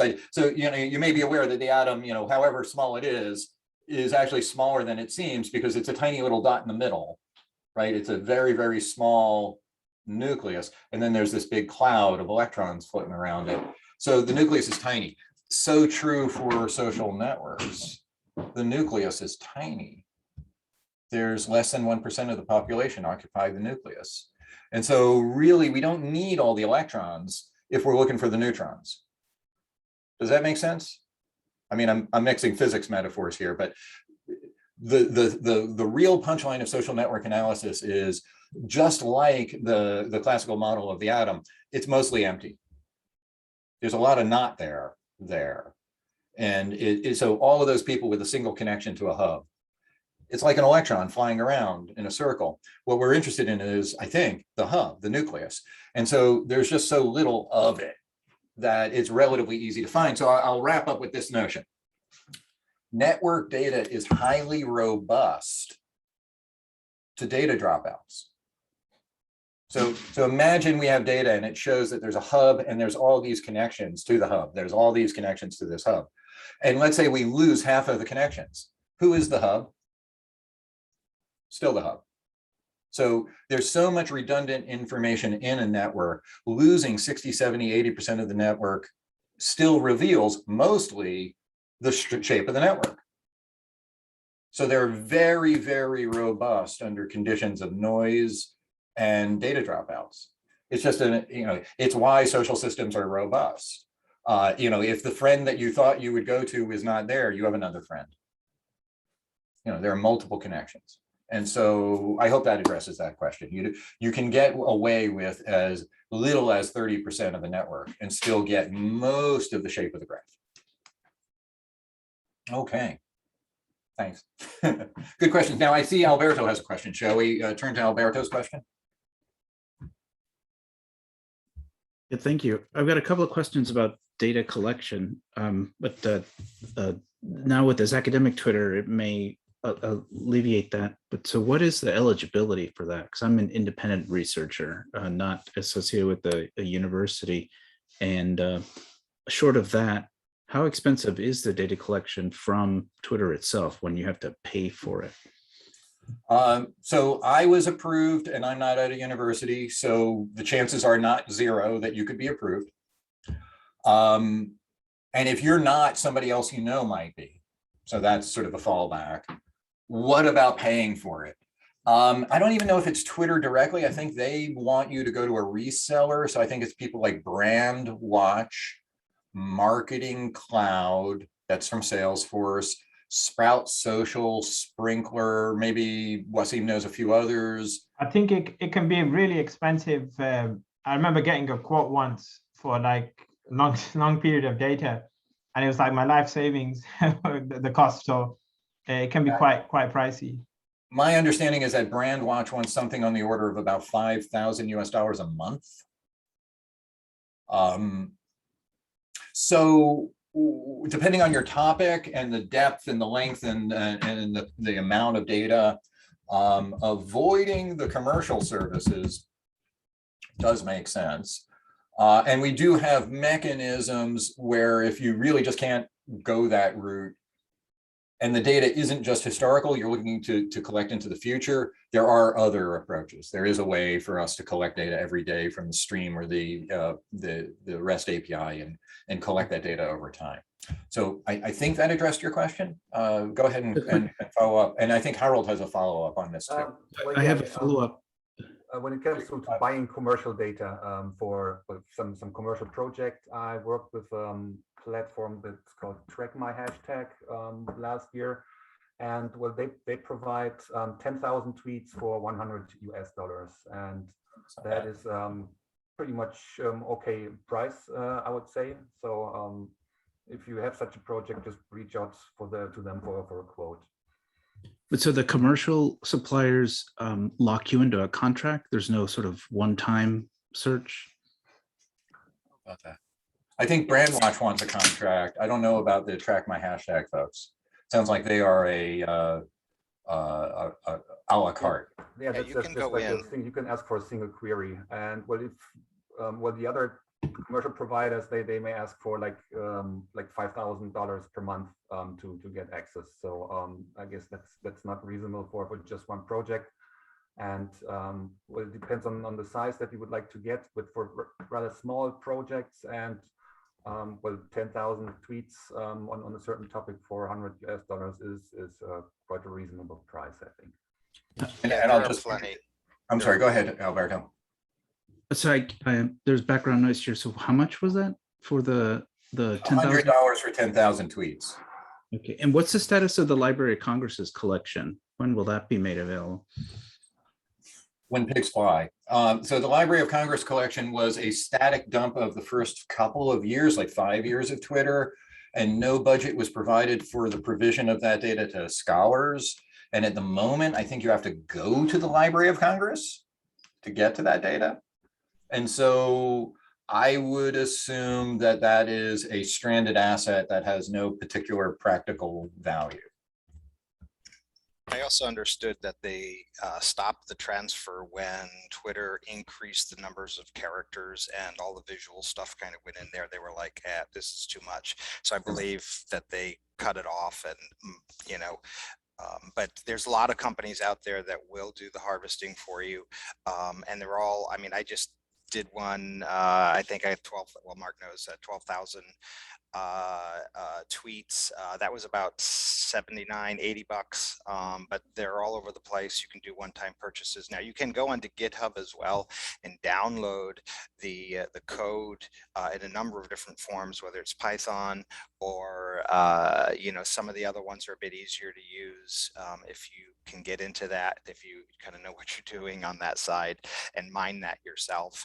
I have an academic access into Twitter as well, and I'll be honest with you, it took several weeks for me to get permissions, and I had to fill out the same questions dozens of times, and for some reason they didn't quite understand that the answers were the same each and every time. They do look for some verification. So if you don't have a Google profile built, that's one of the pieces that they use. Start building one, and anything that you have that looks like academic research or research in that kind of direction, start putting a profile together. Even if you have links over to blog posts and stuff like that that you haven't published, to make it look like you have a profile built there, because that's in the end what they start looking at is, you know, what you've done and what you're doing on that. So, but Matt, could I ask you to place a couple of the links to these tweet providers that you found that you've had good experience with into the chat? Yeah, I'll dig through those, and I'll put those in as we go. And I guess the point to make is wherever you get your data from, it's almost certainly going to have a column. And the column is going to be tweet ID. It's a 15-digit number. That's the number we want. We want that column of tweet IDs, and then you paste that into NodeXL's tweet ID importer, and there you go. And then to that end, I'll just note that if you search Google for tweet ID archive,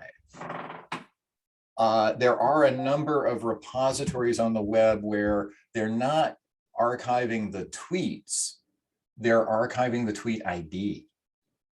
And again, NodeXL is happy to consume those tweet IDs.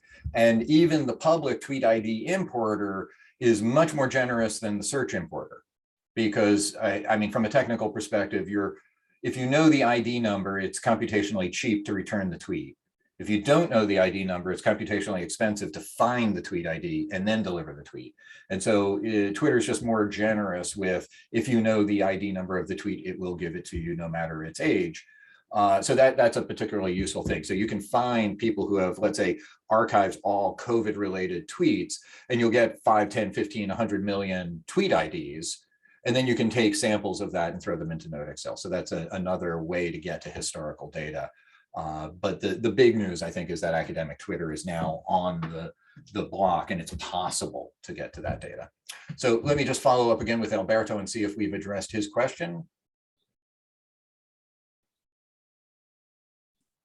For that one, a quick other one. Are there other public APIs like TikTok? Because it seems like Facebook or whatever Meta controls so many of the others, and that CrowdTangle mess is now cut off.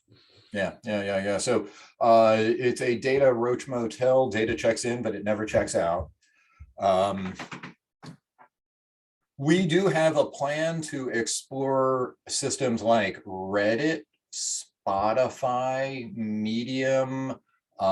We've also looked at some other data sources. There are, if it has an API, we would like to connect to it.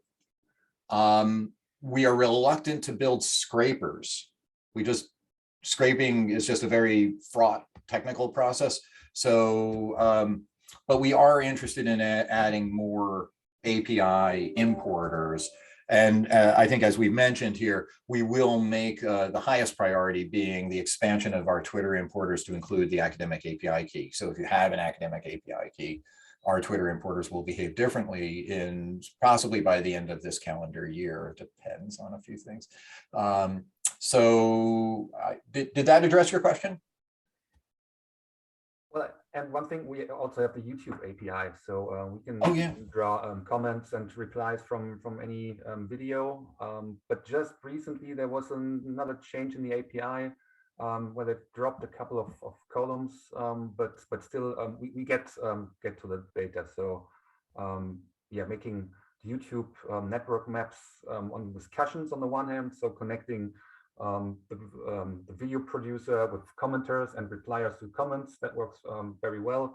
And we also have the option to look at recommendation networks. So if you enter any search term and we'll look for what are the first 50 recommendations for first 50 videos that you get, then you get nice clusters around videos as well. Yeah, YouTube is definitely like the center of gravity for a large chunk of public culture, at least everywhere except China. And so, yeah, exploring the recommended network, the recommended video network is very interesting, especially when we're hearing a lot about radicalization through YouTube. I must say that I care a lot about the moon landing, the Apollo landing. And when I ask YouTube for moon landing videos, it tries to give me moon landing as a hoax videos. And I find that very upsetting because I don't think it was a hoax.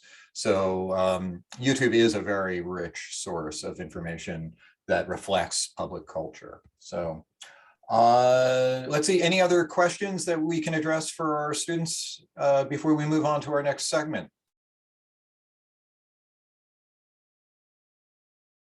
Anybody? Okay.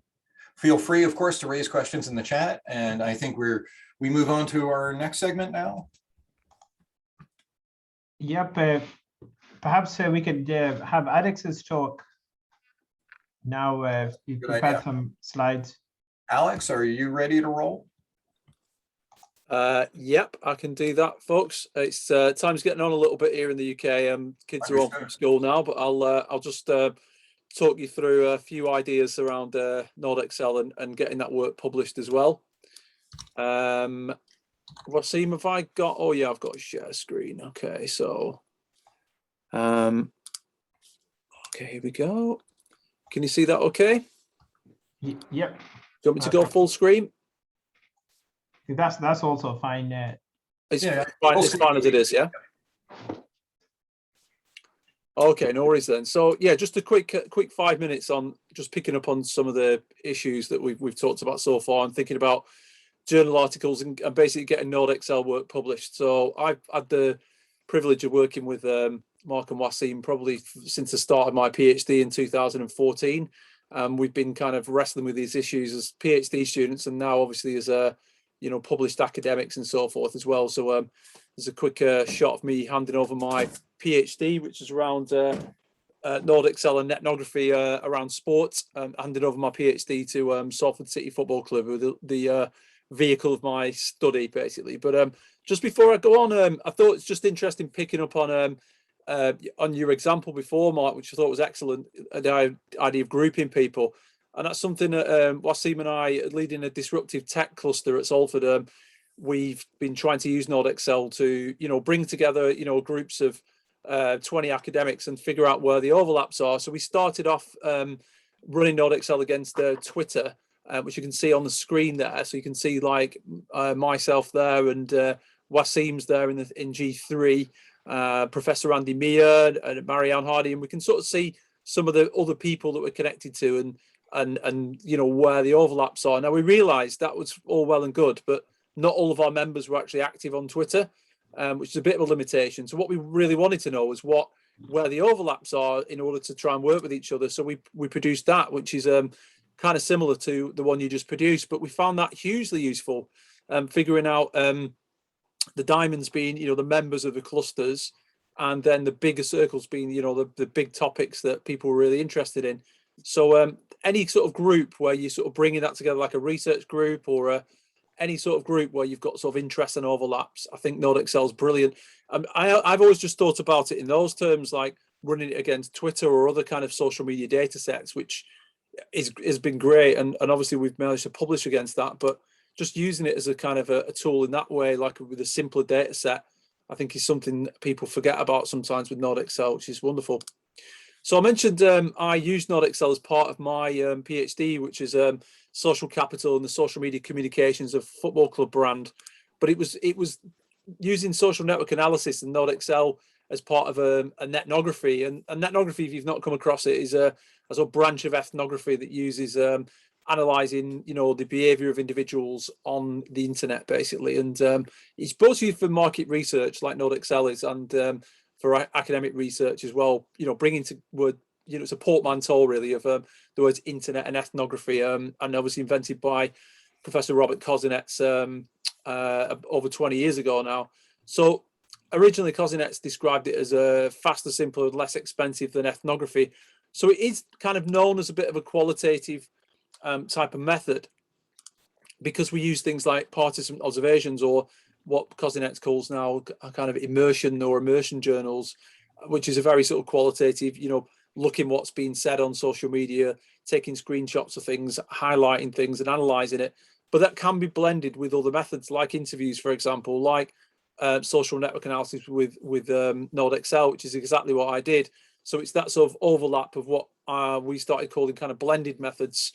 But certainly I was trying to use NodeXL and social network analysis in a bit more of a qualitative sense as well, and looking what was coming out of those networks and those graphs. So we called it kind of blended rather than mixed methods. So so that was it, blending interview, social network analysis, online participant observation, and I think there's massive opportunities for sort of blending up these methods as well. So there's a couple of references there which I won't dwell upon, but the idea about connecting ethnography and social network analysis, it's been done in quite a few places. Certainly Kozinets has been talking about it for a while.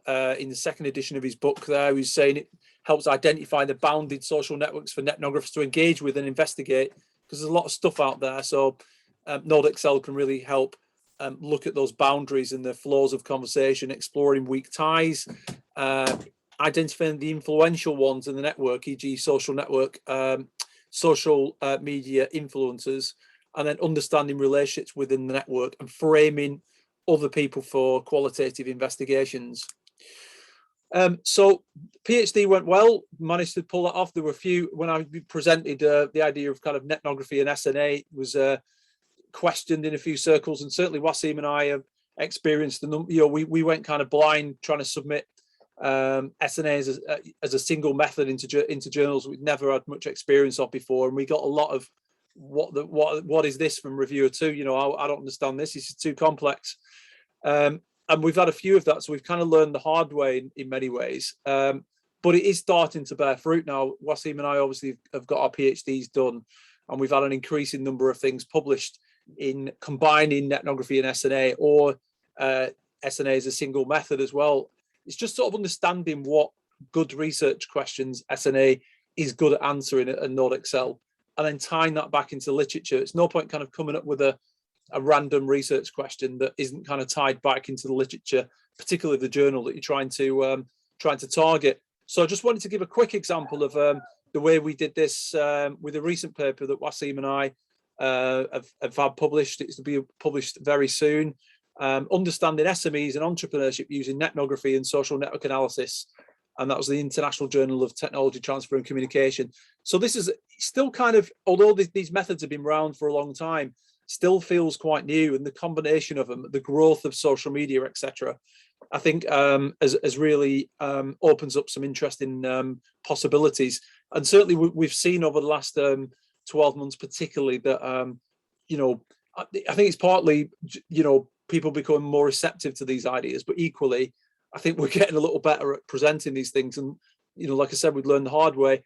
So in this particular paper we were analysing 2 rugby league sides, Salford Red Devils and Toronto Wolfpack, who were quite an unusual side because they were Canadian, but they joined the English, well, the Super League, if you will, and with a massive kind of social media impact at the time as well.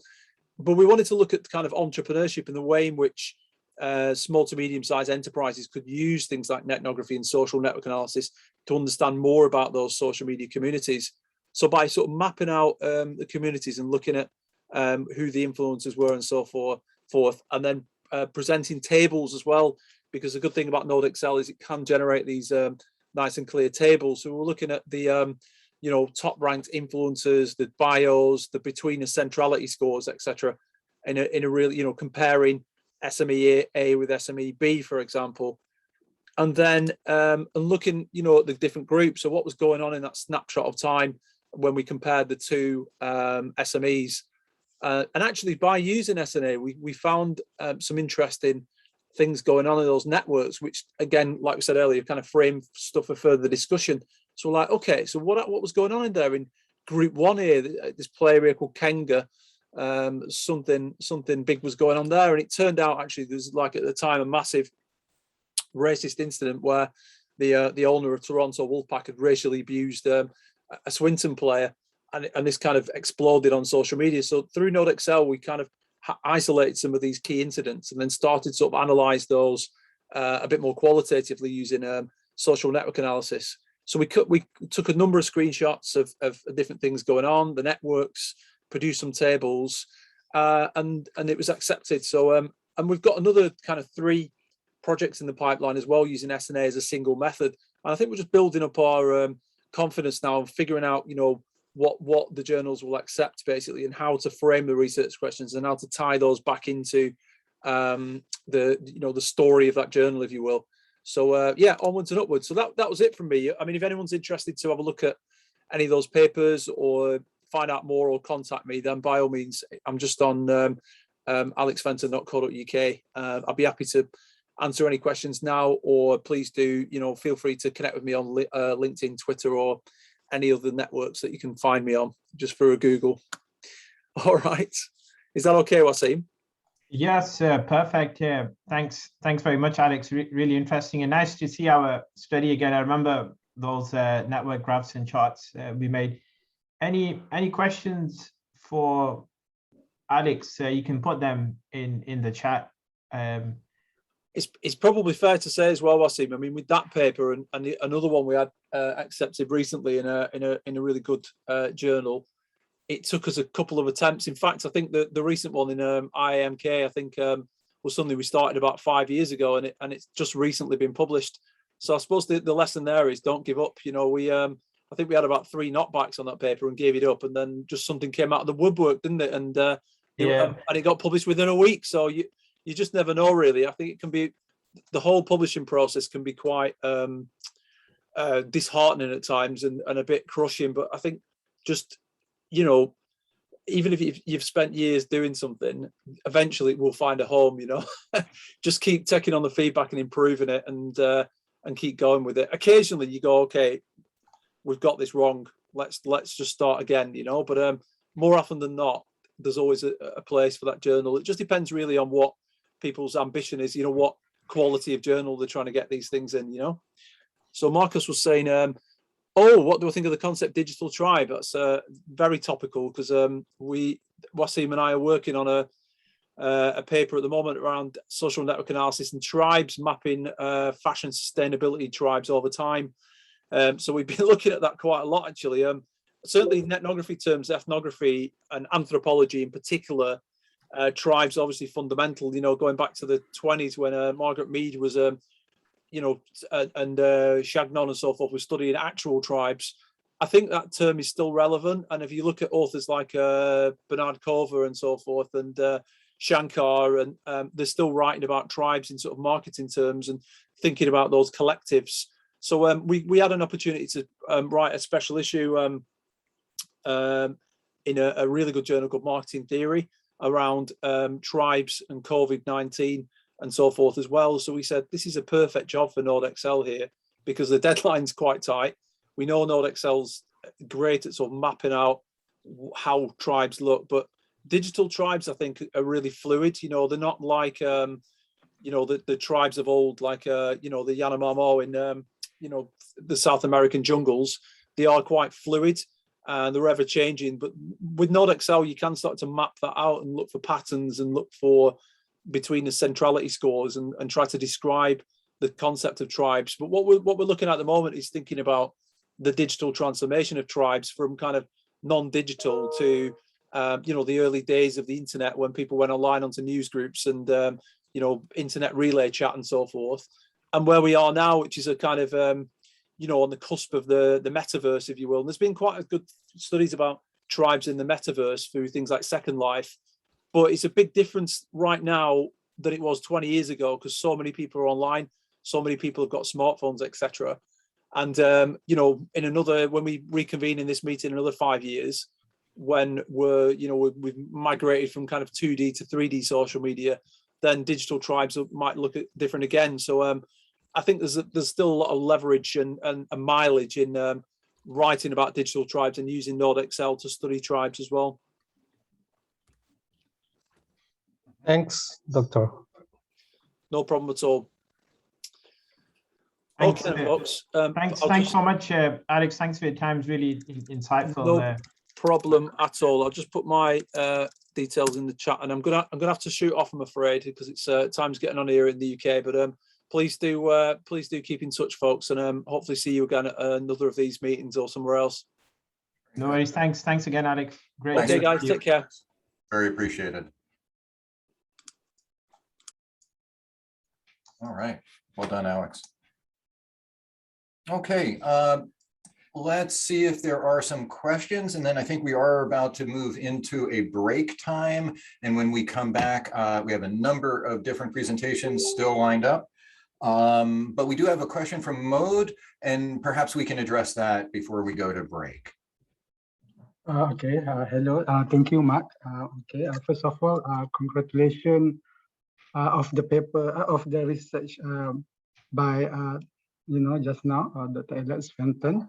So I just wondering, when we want to write a good research paper, okay, if I observe that example and also written by Dr. Wasim about, nursing Twitter research, okay, so it seems that you are combining quantitative and qualitative research. So does that mean that when you use social network analysis, you have to combine with other research methodology, for example, like interview, that kind of thing, so that it can become a good SNA paper. So I think what I hear your question being, is SNA a method that can stand by itself, or is it a method that must be combined in order to cross the minimum threshold of publishability? I think that's the question. And Yes. I think if that's the question, I'm going to answer it. I would say SNA goes well with many methods, but can stand on its own with the following caveat. I think that, let's say our networks that start with a network and the content have enough material on them to stand by themselves. And so, for example, I think you could take a series of NodeXL maps of hashtags and write a paper with not adding interviews or surveys or other kinds of observational data. I think there is enough in just a collection of annotated connections, just a collection of tweets, to talk about that. Now, having said that, is it a good thing to add other modalities of social media? Yes. Yeah, I mean, it definitely, I mean, every time you bring another dimension of data together, potentially you can add more resolution to the picture you're painting. So I will say, works well by itself, works well with others. That's my answer to your question. Does that address your question sufficiently? Yes, thank you. Okay. All right. Oh, very good. All right, I think it is now, let's see, where I am, it's 8 a.m. Shall we reconvene? I actually have about 5 minutes past 8. Should we reconvene at 20 minutes past the hour? Yep, and also, Mark, should we introduce the Google Docs that people will be using? Yeah, maybe, very good. Maybe we can chat about that briefly, or put that into the chat, so then when people are in the groups, maybe they can replicate and share with each other. Do you have that link in the chat now? I don't have it now. I could put that in during the break. Okay. Yeah. So folks, if you'll keep your eyes on the chat, that's going to lead you to, I believe the link was already distributed in the welcome email sent yesterday. Is that going to be the same link, Wasim? Yep. So it's exactly the same link, but I'll track that down and put it in the we'll do that. And so we would like to join you in that document. And then, of course, it is intentionally a very schematic document, but our goal for you is that you will copy the document to a private repository and then begin to customize this document to meet your needs. And so, yep, someone's just dropped that in the chat, so I think that's the one. Oh, well, thank you, Ozma. That is the link. So we'll, in the next half of our discussion, be in those documents trying to flesh out your research outline, perhaps in a small group based on the common interests. We do have Zoom breakout rooms. And after the break and after one more presentation, we'll be moving into those breakout rooms to have small group discussions around perhaps the topic of science communication or disinformation or public health and so on. So with that, any other comments? Okay, Wasim, should we go to the break now? Yep, let's do the break, and maybe 20 past we can 20 past the hour, folks. Okay, so I currently have about 8 minutes or 5 minutes past the hour. Let's go to about 21 minutes after the hour. We'll reconvene and start again. Thanks so much for your attention today. We'll look forward to seeing you in just a few minutes.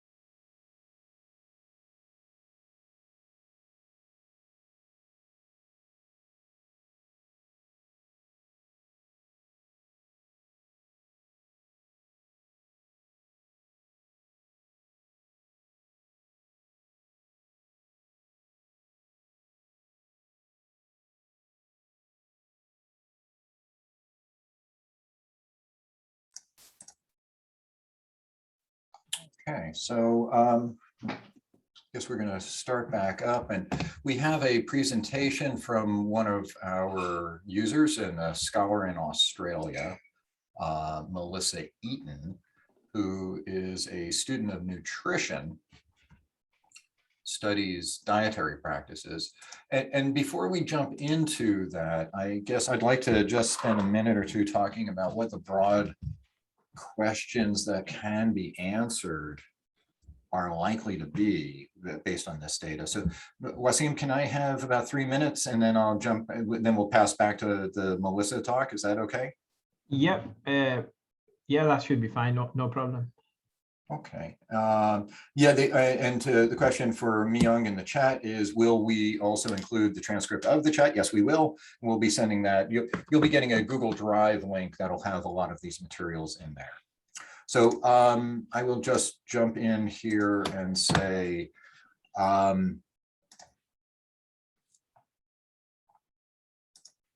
social network maps reveal the key influencers, the subgroups, and the few connections between them.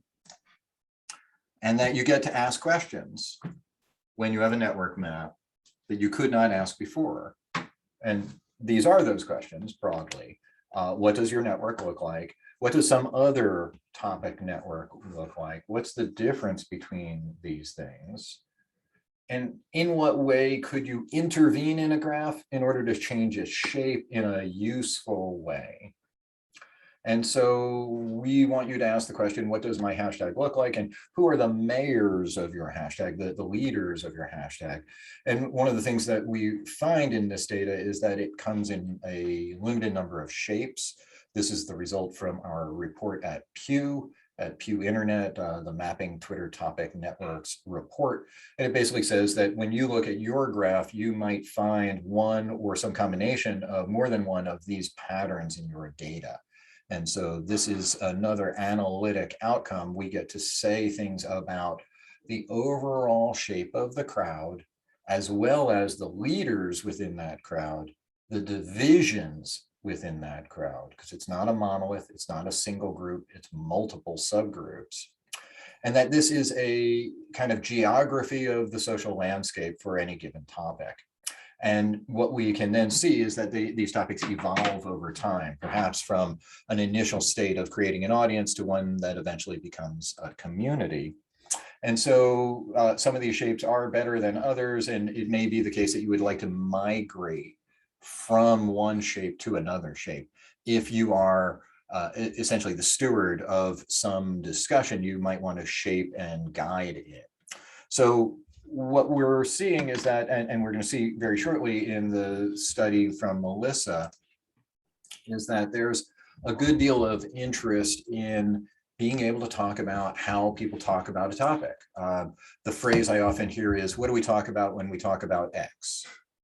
So what do we talk about when we talk about artificial intelligence? What do we talk about when we talk about immigration or STEM, or we talk about different representation in the academy? What we offer then is a kind of summary of those discussions.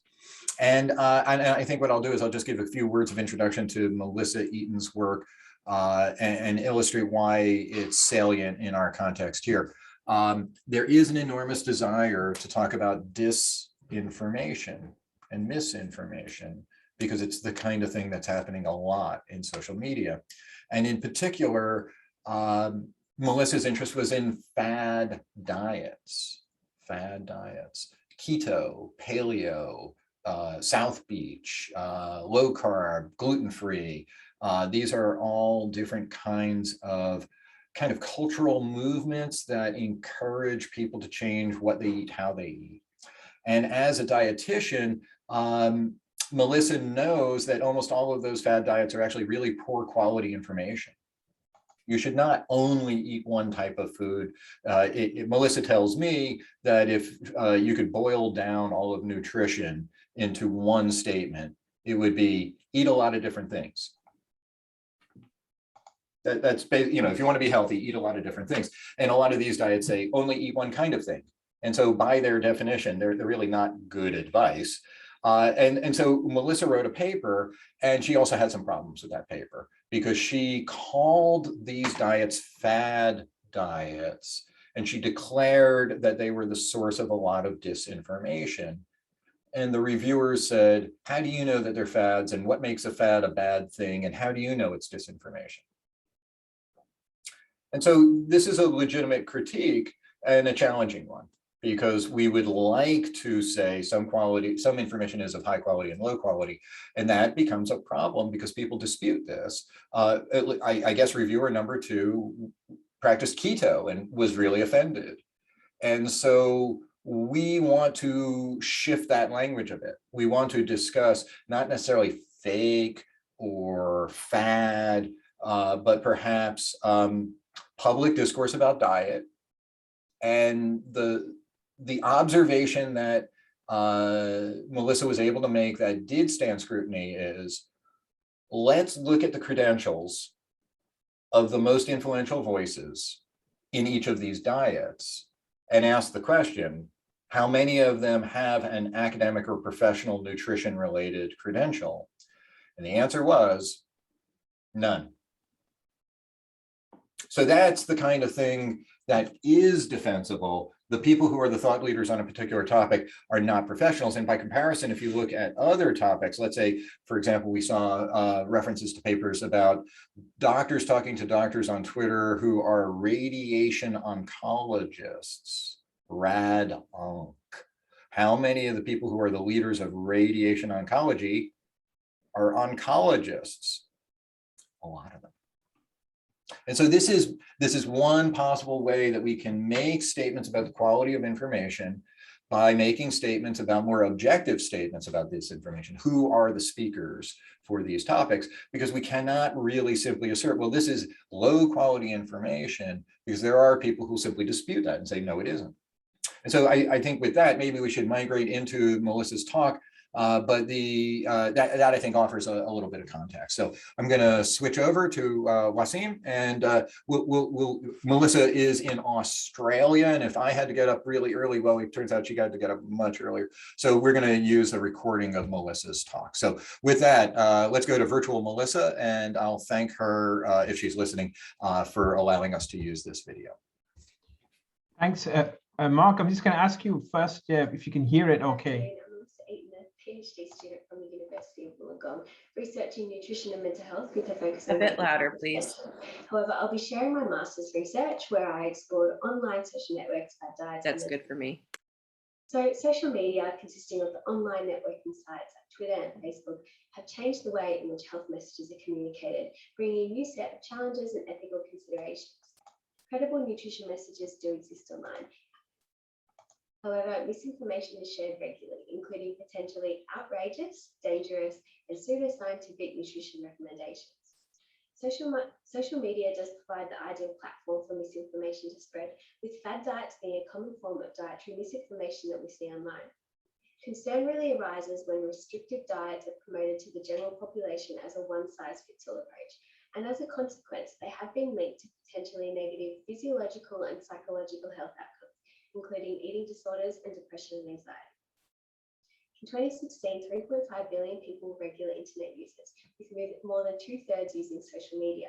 As a result, this has allowed for novel research exploring these social interactions through a methodology called an online social network analysis, which is based off social network theory, and it has been utilized in other health research, including diabetes. But to our knowledge, there is currently no SNA research in dietetics, exploring the relationships between online social networks, fad diets, and mental health. Therefore, we set out to explore 4 things: the network dissemination and how messages spread, identify key influential voices in these networks, the interactions between the different networks, and any potential relationships with mental health. So to do this, we use Twitter posts as data and the NodeXL social network analysis metrics tool. So to source our data, we first systematically developed 16 fad diet keywords, and data was then extracted from Twitter using these keywords to form 16 separate fad diet networks. The data was then analysed using the NodeXL tool with a different network metric for each objective. So for ease of explanation, I'll be going through each objective individually. So for our first objective, we utilised vertices and time series analytics to work out the network size. A vertex or a vertice is a user or a one social media handle within that network. We also utilize graph visualization that is used to visualize interactions between users that form patterns that can be analyzed. So I'm not sure who is here watching the presentation today, but just to kind of help the explanation, I might be user A and one of you might be user B who's watching this presentation today. And if we happen to connect and interact somehow online, whether that's a mention or a retweet, that would be an edge. And depending on the type of interaction, a different pattern would form. So what did we find? We found vegan and keto were our largest diet networks on the bottom right, and South Beach diet and zone diet were the smallest in the top left. What is this? Oh, we also found that there were two dominant structures, a brand cluster on the left and a broadcast that can be seen on the right. And to give a bit of an idea, these are our 16 networks with the different patterns coming through. These are tens of thousands of users. So what did this tell us? So it suggests that social media activity does reflect fad diet trends and that misinformation is dispersed through the resharing of information. Now, we see social media as quite a social platform through interactions and conversations. However, what we found is that the information wasn't shared this way. It was shared through the resharing of information. So people were talking about the diet rather than talking to each other, which was quite interesting. So as a recommendation to create real impact, dietitians need to actively work together as a community online by actively resharing posts. And this could also have implications in the future for community and government initiatives, for example, Whole Grain Week or Try for 5, where we could work on actually resharing these posts rather than just creating individual posts as dietitians. So for our second objective, we utilize between the centrality metric, which helps to identify the center of a network. And we use this to collate the top 10 users for each network. So once again, I'm not sure who's watching the presentation today and it is pre-recorded. However, to try and explain, using the figure on the right, B would be Sydney Uni cohort from last year and C would represent my own cohort of Wollongong from last year. There's a mystery A person in the middle. And that person in the middle is the only person that is connecting these two networks, just for the sake of this explanation. So they have the greatest between the centrality, because if they were removed from that network, then Wollongong and Sydney cohorts would no longer be connected. We also adjusted for out degree, which represents active users, meaning they were actually talking about the diet and they weren't just being mentioned by others. So what did we find? From our 123 top users, 31% endorsed the diet. The follower count ranged from 4 to 72 million, and 11% reported having a health and or science education, including medical doctors, which was quite concerning. There was also only one dietitian that was actively speaking up against the diet. So this suggests that follower count does not affect influence on Twitter, although this may vary between platforms. And concerningly, trusted health professionals are amongst the most influential voices promoting this nutrition information. So as a result, we really do need more qualified nutrition professionals online in these conversations promoting this evidence-based messaging. And it would also be really fantastic to have social media training integrated into the current media training by governing bodies such as Dietitians Australia, and maybe even integrated into dietetic curriculum. For our third objective, we utilised text analysis to identify the top 10 most common hashtags across each network to help show if there were any connected themes. And that there were. So we found that 11 networks interacted, 6 were referred to, keto was referenced the most, and not surprisingly, weight loss was the most prevalent hashtag. On the figure on the left, the blue words were the fad diet keywords. So our key findings from this is that fad diet networks do interact and connect with common dietary themes. And building on our previous recommendations, dietitians could use these themes to inform and direct their messaging online. So for our final objective, we utilised a sentiment analysis. So we used two lists, a depression and anxiety and eating disorder list, to calculate the mental health salience of each network. These are just examples. The lists were quite extensive and built off previous research. Now, because of my interest in mental health, I did find this one of my most interesting findings, but we found that the mental health salience for depression and anxiety was greatest in zone diet and Atkins diet, and the eating disorder salience was the greatest in zone diet and paleo diet. Now, although this is very interesting, you can see in the columns of word count where they kind of where it showed up. we do need to kind of interpret these with caution. So we do have evidence to suggest that a relationship may exist between fad diets and mental health in the context of online social networks. However, a more in-depth exploration really is needed in this area to improve our understanding of this finding, including having a control, a potential significance, and also understanding the directionality of relationship. So it would be really fantastic in the future for further network analysis research in this space. And just to identify some limitations, there was a software malfunction that our research identified, but it's been since rectified. And also there would be errors in emission because we did only collect the data from one period of time. So what can the industry do? It would be really fantastic to see the application of social media training for health professionals become kind of a more common occurrence. And as a dietitian, you can create real impact by working together with your colleagues online as a community by actively resharing each other's posts online. Thank you, and happy to answer any questions later. Extended thanks also to Yasmin and Mark Smith in the US.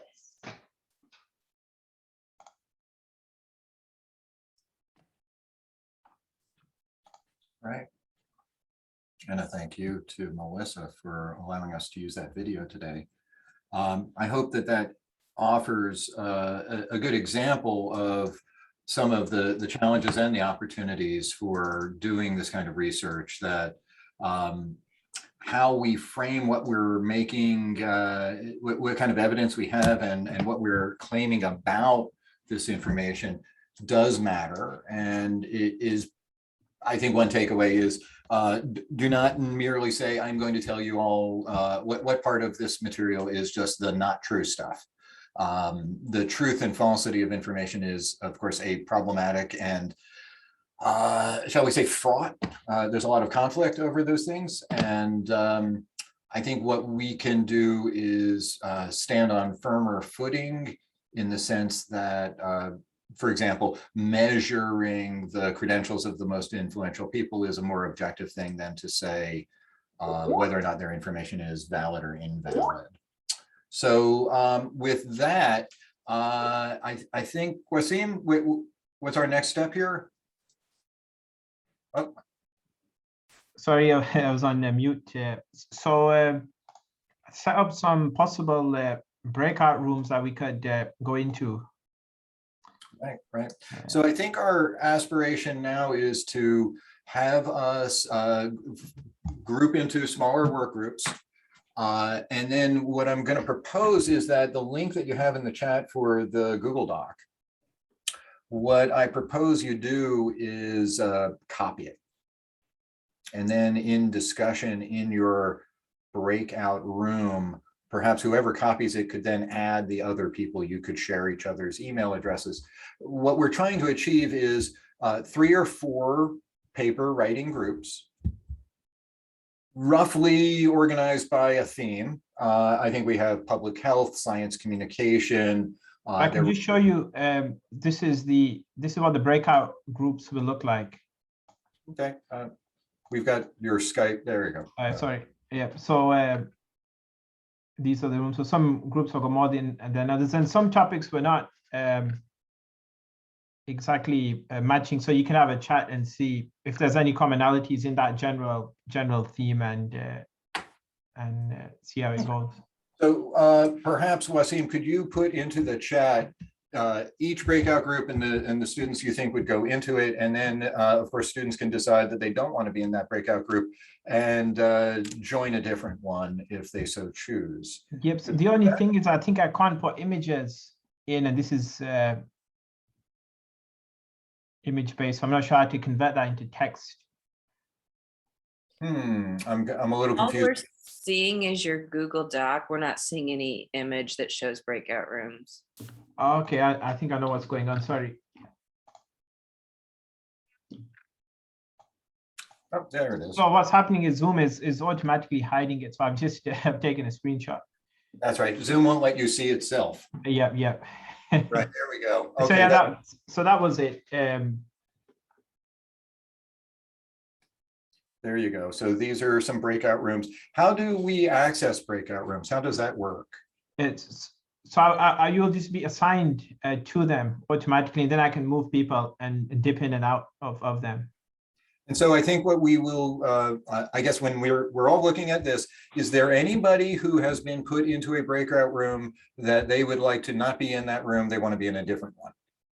And I guess you're welcome to unmute and just tell us, please move me to a different group.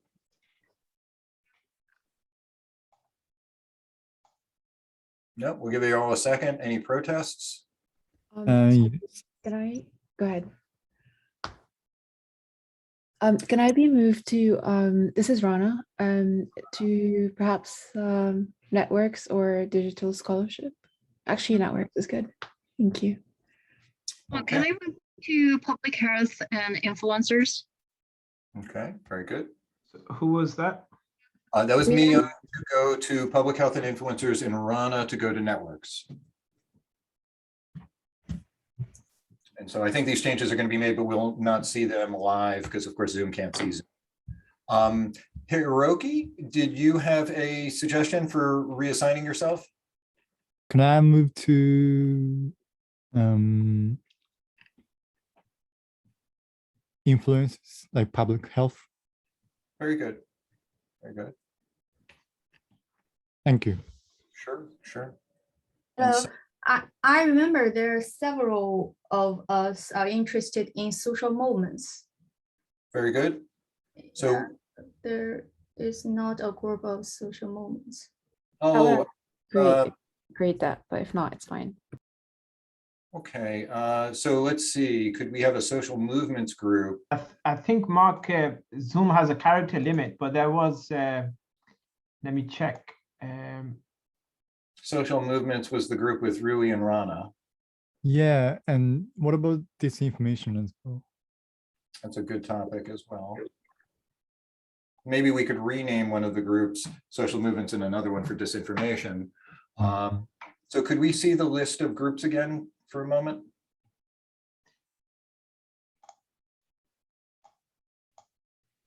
Yep. Mm-hmm.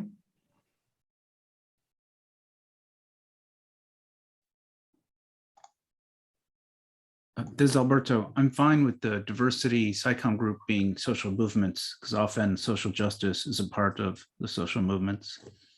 Okay, so that would mean that Hiroki would join the diversity CRT network SciComm and social movements group. Is that correct? I love to join the one with disinformation, but you haven't got the group called. So I think that was public health, influencers, and disinformation. So we have a limit to how long those labels are. So that would mean Hiroki will be in public health and influencers. Okay.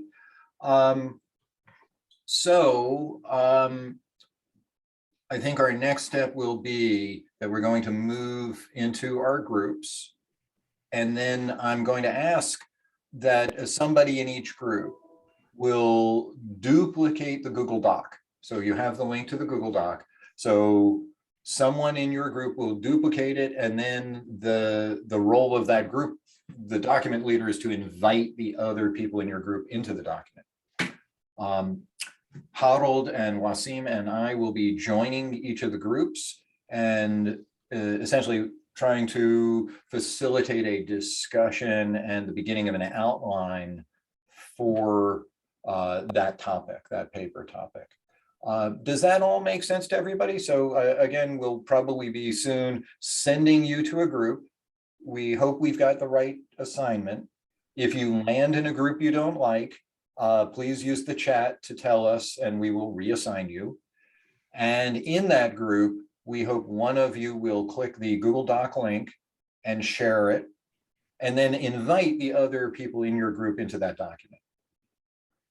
And so the vision for these documents is to essentially say, we are going to look at some collection of annotated connections. And we're going to try to make some analytic statements about it, similar to the kinds of statements that we heard Melissa making or Alex making. It's a way of actually saying something useful about a collection of messages. And I'm going to use 2 minutes, Wasim, and I'm going to talk about why we need the machine to help us. Can I use 2 minutes to do that? Yeah, sure, go for it. Okay, so, the machines have created a situation in which humans now create more content than humans can consume. And that means that there's a lot of content that's not being paid attention to. And that turns out to be a problem because in that content sometimes is disinformation and malinformation, and that can be very dangerous sometimes. So the challenge, I think, is that we as human beings can only read a limited number of tweets per minute, per hour, per day. I'd like to just estimate or assume we can read about 10 tweets in 1 minute, give or take. And if it is about 10, that means how many tweets in an hour? That's 600 tweets an hour. And so how many tweets in a day? If you can tweet, if you can read maybe tweets for 2, 3, 4 hours a day, this means that you have, as a human being, the ability to absorb somewhere between 2,000 and 4,000 tweets in a day. And I guess I'm going to put on the hat that reviewer number 2 wears. And I guess the question could be asked, with what level of comprehension, retention, and insight? You've sat for 4 hours, you've read a lot of tweets about your topic. What can you say defensively about that? We heard the term netnography, the ethnography of networked environments. And the challenge with netnography is that the data collection instrument is the human. And the human has a very, very narrow and limited attention resource.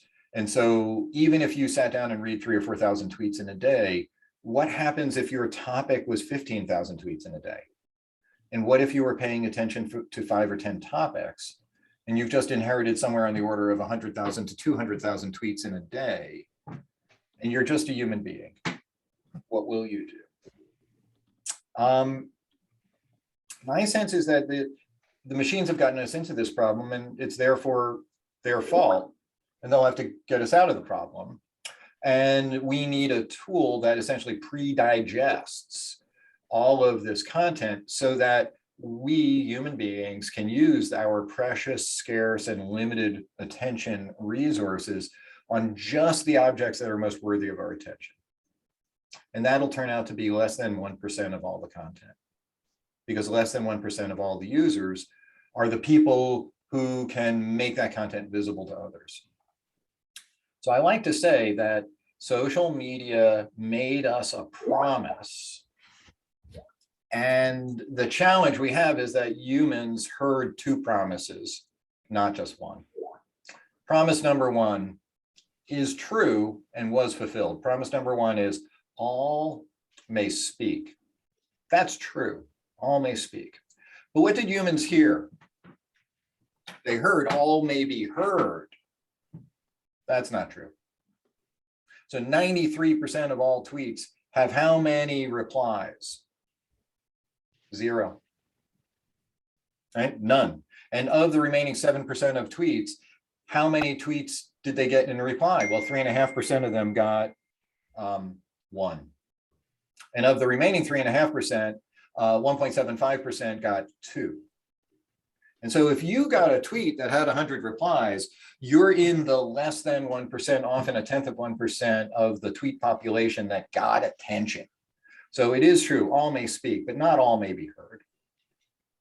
And so your desire to have insight into a collection of content can be achieved if we recognize that the overwhelming majority of the content never gets anybody's attention anyway.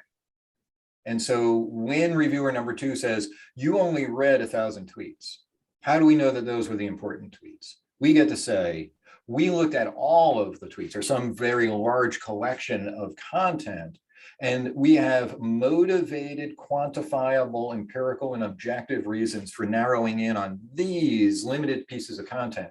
We will analyze these using the human ability to interpret and engage in meaning and understanding. And then, of course, narrative, to say these stories to other people. So that, I think, is our goal, to provide you with the ability to engage with all this content at a much higher level. And we are about to jump into the breakout rooms, but I do see a question from Alberto. So let's see if we can address that. And then shortly thereafter, we will be dispatching you to your breakout room. So feel free to raise any questions now, and Alberto, go right ahead. Let's see if we can address your question. Thank you. Replies are only one type of interaction. Have there been any studies to see if tweets that have had links or profile lookups or all those other interactions been seen to have the greater responsiveness, more uptake? Or more, so you gave a general observation about the number of tweets that have replies. Has there been any systematic look to see the number of tweets that are actually interacted with by other methods? Yeah, I think that was reply, retweet, or mention. So any kind of subsequent move that links to it. Does it have a child of any sort? And 93% of all tweets have no child of any sort. So there are other ways of engaging. And I think what I'm hearing is there an increase or a difference between the tweets that do and do not have a link? Yes. Things that have a link and a picture get more replies, but still not a lot, right? I mean, the overwhelming majority of tweets, you will sort of yell into the wilderness and there will be no response. Yeah, if I can clarify, so childs are something that's public, and so that's why you can track. Right, exactly. Yeah, we're not going to be able to see, did somebody see the tweet and just go to the profile? Invisible. Fair point. So no one has tried to follow up to get the private information from the person who tweeted to then see what type of interactions were made? The only place that I think you could have, in order to observe that, you must be in a privileged position, which is to say the platform. And so the question I think shifts to, does Twitter know this? Yes. Has it told us? No. So is Twitter releasing information about the rate at which tweets are being replied to? Well, no, because that was actually generated by external researchers. And are they also revealing the rate of engagement through all channels that they can observe? No.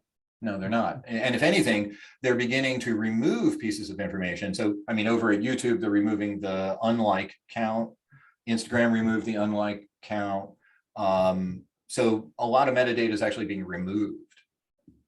So, but you don't know of any systematic studies where, let's say, 10 users are tweeting and they agree to share with the study authors on their internal information on whether or not those tweets got interactions. So some like a test like that.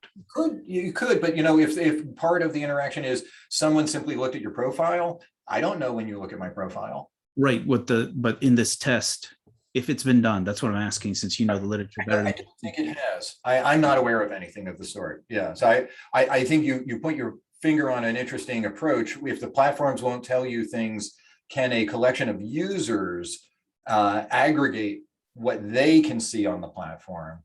And that sometimes can work. That is true. I've seen people do this where work teams will download their LinkedIn data and then aggregate it to see, do more than one of us know the same people, that kind of thing. But because LinkedIn does not give you a lot of data, it's necessary to do things like that. So I think I'm addressing that question. Let me just see if you would like any more follow-up on that. Yeah, you didn't know of any definitive work that has tried to do this sort of capture and release type of work. So that's fine. There was work like this done by the group at NYU who was studying the Facebook platform, and somewhat infamously, just a little while ago, I think it was September, Facebook revoked the NYU's privileges for access to that data because they had built an app that they got a bunch of people to use that was collecting and aggregating data, and Facebook decided it did not like that, and actually told a bunch of PhD researchers at NYU that they were no longer welcome. So, one of our meta points in this discussion is access to this data is fraught and should possibly become a discussion for policy. And I'll note that in Melissa's conclusion, she made a point about policy and practice for professional associations. And I'd just like to underscore her point that the nutrition and dietetics professional associations do not today monitor and engage discussions of dietary practices, despite the fact that you could argue that that is sort of their responsibility, that they have a fiduciary, epistemologically fiduciary position to say to people, no, don't just eat pineapples. And so I think part of the point of her paper is the reason a lot of professional associations do not engage in this epistemological policing is that it's too hard. It's difficult. The interfaces don't really prioritize. They don't reveal facts like, maybe I could find it, but there is a recent article about the anti-vax 14, or is it the anti-vax dozen? Turns out that 12 or 14 people are responsible for 65% of all anti-vax content on Twitter. So those kinds of approaches where a professional association would actually look for and monitor for information that is in their domain, and then engage in a kind of prophylactic way to say, no, in fact, don't only eat pomegranates. Don't do that. I am a doctor of nutrition. Don't do that. And right now they're not doing that. They're not doing the engagement.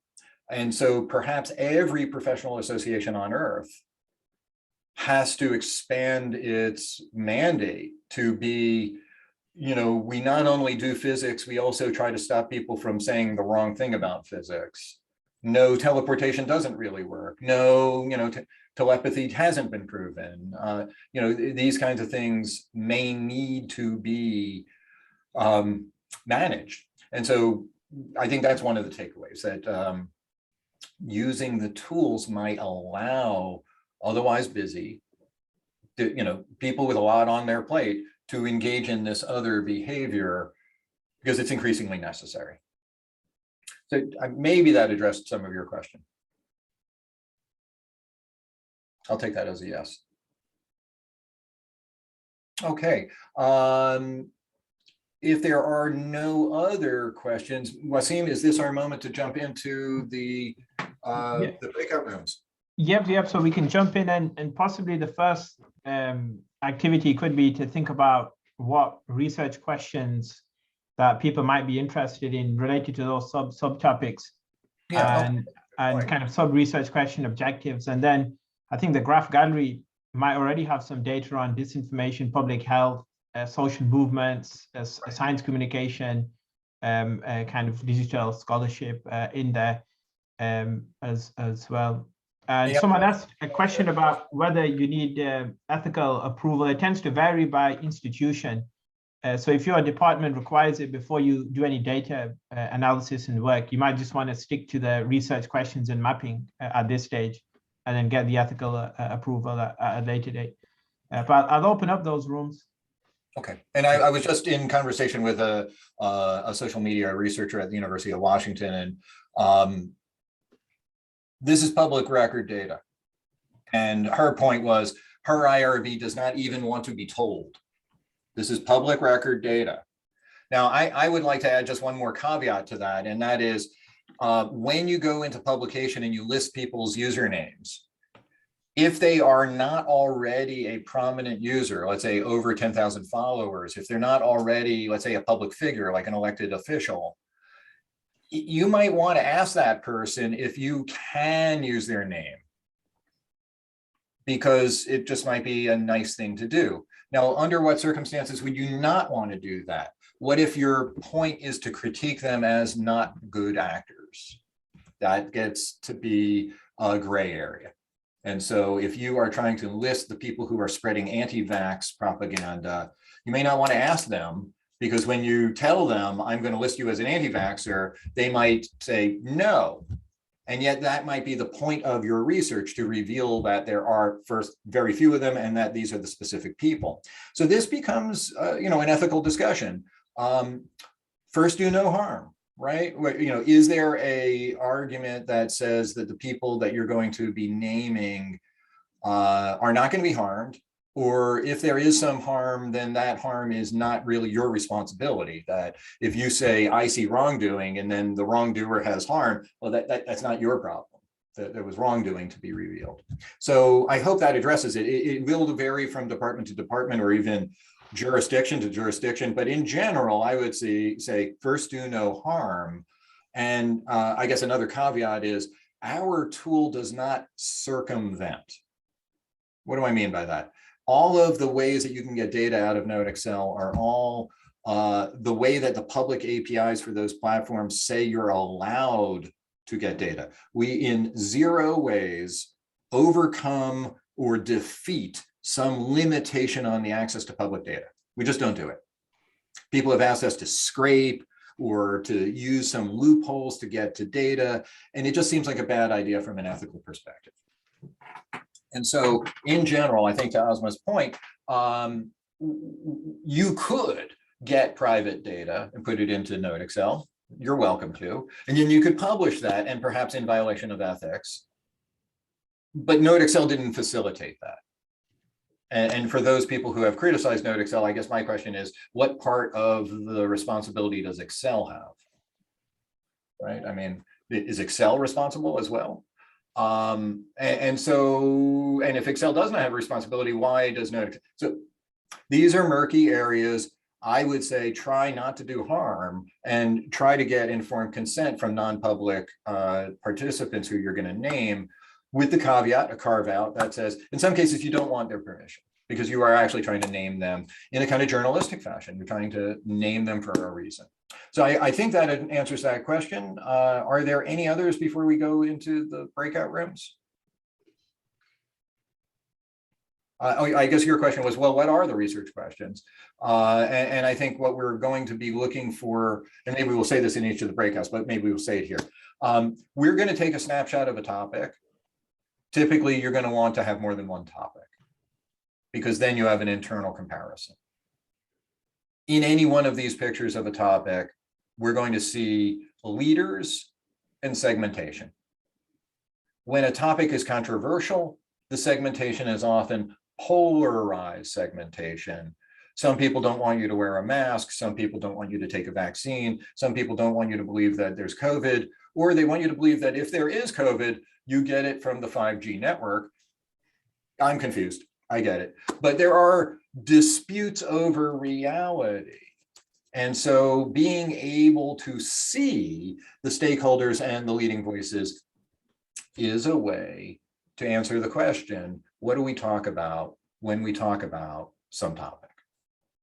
Now, the research question might be, are the people who lead these topics actually credentialed? Are the people who introduce new topics, how do those topics really grow and become dominant? These are the kinds of questions we may be able to ask and answer. I did put a link in the chat at 8 minutes past the hour. It starts with app.powerbi.com. If you load that link, you'll be looking at an example of a NodeXL Pro Insights report. And Wasim and maybe Harold, maybe Wasim, would you like to walk through the insights report and then go to the breakout rooms? Because I think in the breakout rooms, we might be saying to the students, often the way to get to the paper story is by looking at your data through insights, because it is in insights that you can do these two tasks, discovery and presentation. So I'm thinking maybe we should sequence it that way. And would you like to do the insights report, or maybe Harold or I can do it? It's up to you guys. I wonder, Mark, is that whether we should do that after the breakouts, or is it better to do it now? I'm tempted to say we should do it at the front end, because that way, whatever data sets that are picked by the students in each breakout room will make an insights for them. But yeah, okay, can I'll do it very quickly, but maybe I can 5 minutes. Yeah, sure, go for it. So we have insights in the chat. Maybe we can use that. Yeah, and that's the one I'm going to use here. So here if you can join me at this link, this is the app.powerbi.com link. If anybody can't find that link in the chat, let me know, but it should be the third link up from the very bottom of the chat. This is NodeXL Pro Insights, and Insights consumes a NodeXL Pro workbook. And so if you've got a Twitter data set, and your data set might look something like this, it's going to have an edges worksheet and a vertices worksheet and a groups worksheet, and it has data about the top items and the top topics, and it knows about your words and all of that kind of stuff. And this is a data set that you may have encountered out on the web, because we could do something like, now I need to move this. This is what that data set looks like over on the NodeXL graph gallery. It's a collection of tweets. We actually collected the tweets from the academic Twitter API. We then took those tweet IDs, ran them through NodeXL, and they are essentially all the tweets from a collection of accounts. Wasim and I were doing a presentation yesterday. This was the group of businesses and organizations that was interested, and we collected a year of their tweets. And then we built a network. And we then get insight into, well, what are the hashtags that they're using, and who are the people involved, and what URLs are being used. And this is useful. This is report. So this was data collection, storage, analysis, visualization. This is the report. And it can tell you a lot of useful things about the words being used and who the influential people are. But it is a static document. It does not change. This is the same data. This is the same data now in a container, in a form that allows us to do things to the data that we could not do before. So for example, we can now look at the data as a world map. We can very, very quickly zoom in to try to see where is the center of essentially gravitational mass. So this is a topic that is mostly focused on the UK and much less on the EU, and to a certain extent a smattering in the US, but really, this is a EU and really UK focused topic. And we can see that in this collection of locations associated with it. We can also see that there's a whole bunch of hashtags associated with it. And so here's where the magic really starts. We can just click on the word net zero, and within a few seconds, the map is going to change and all these other pieces have changed. So the top users that we were looking at before are now not the same top users. These are the top users who also use the hashtag net zero. Hey, Mark. Yes, hello. Hi. I find that a lot of my data has the geotags removed when I pull that tweet profile or the profile information on the tweet. So where is it pulling this Yeah, that's a really good point. Data? So we are actually not using the latitude and longitude geocode that is found on some, very few, how few, less than 3% of tweets have a geocode on them. So you're right, there's really very little content there. However, there's much higher compliance with place name identification in the location field of the profile. And that's what you're seeing here. This table, location, is based entirely on what did people say about themselves, where did they describe themselves. So some of them are pretty vague, they're just Europe, and that's not particularly precise. And in fact, it turns out that there's only this one small group of people who say they're in just Europe. Sometimes we'll see people declaring themselves Earth, the Middle Kingdom. They'll say all sorts of things, and so this is not a perfect source of information at all. However, it's a fairly accurate source of information in aggregate. We're seeing more than 50 or 60% of all tweet authors do put some kind of human readable location into their location field. And then I guess part of the magic is we get Cheltenham, England, and what do we do with it? We pass it to Bing. And what does it do with it? It knows. Bing Maps knows that Cheltenham, England has a location, and it figures out that location. It puts the dot in that location based on the word Cheltenham, England. So let me see if that addresses some of Matt's questions. I also have a question. Yeah, that's great. Okay. Oh, and I think I have a new question. Is that Myung?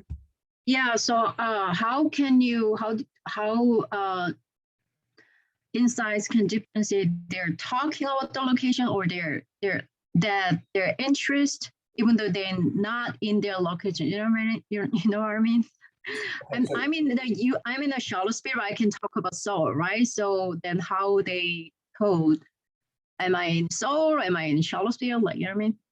Oh, I understand. So this is specifically not talking about a location.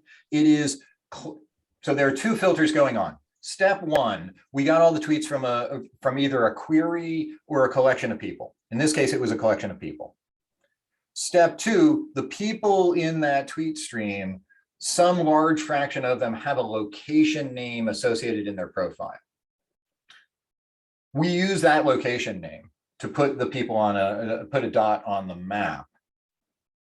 Some dots are not on the map. We just don't know where they are. They just don't show up. If you have a location like Durham and you show up in Durham, and we'll go to Durham.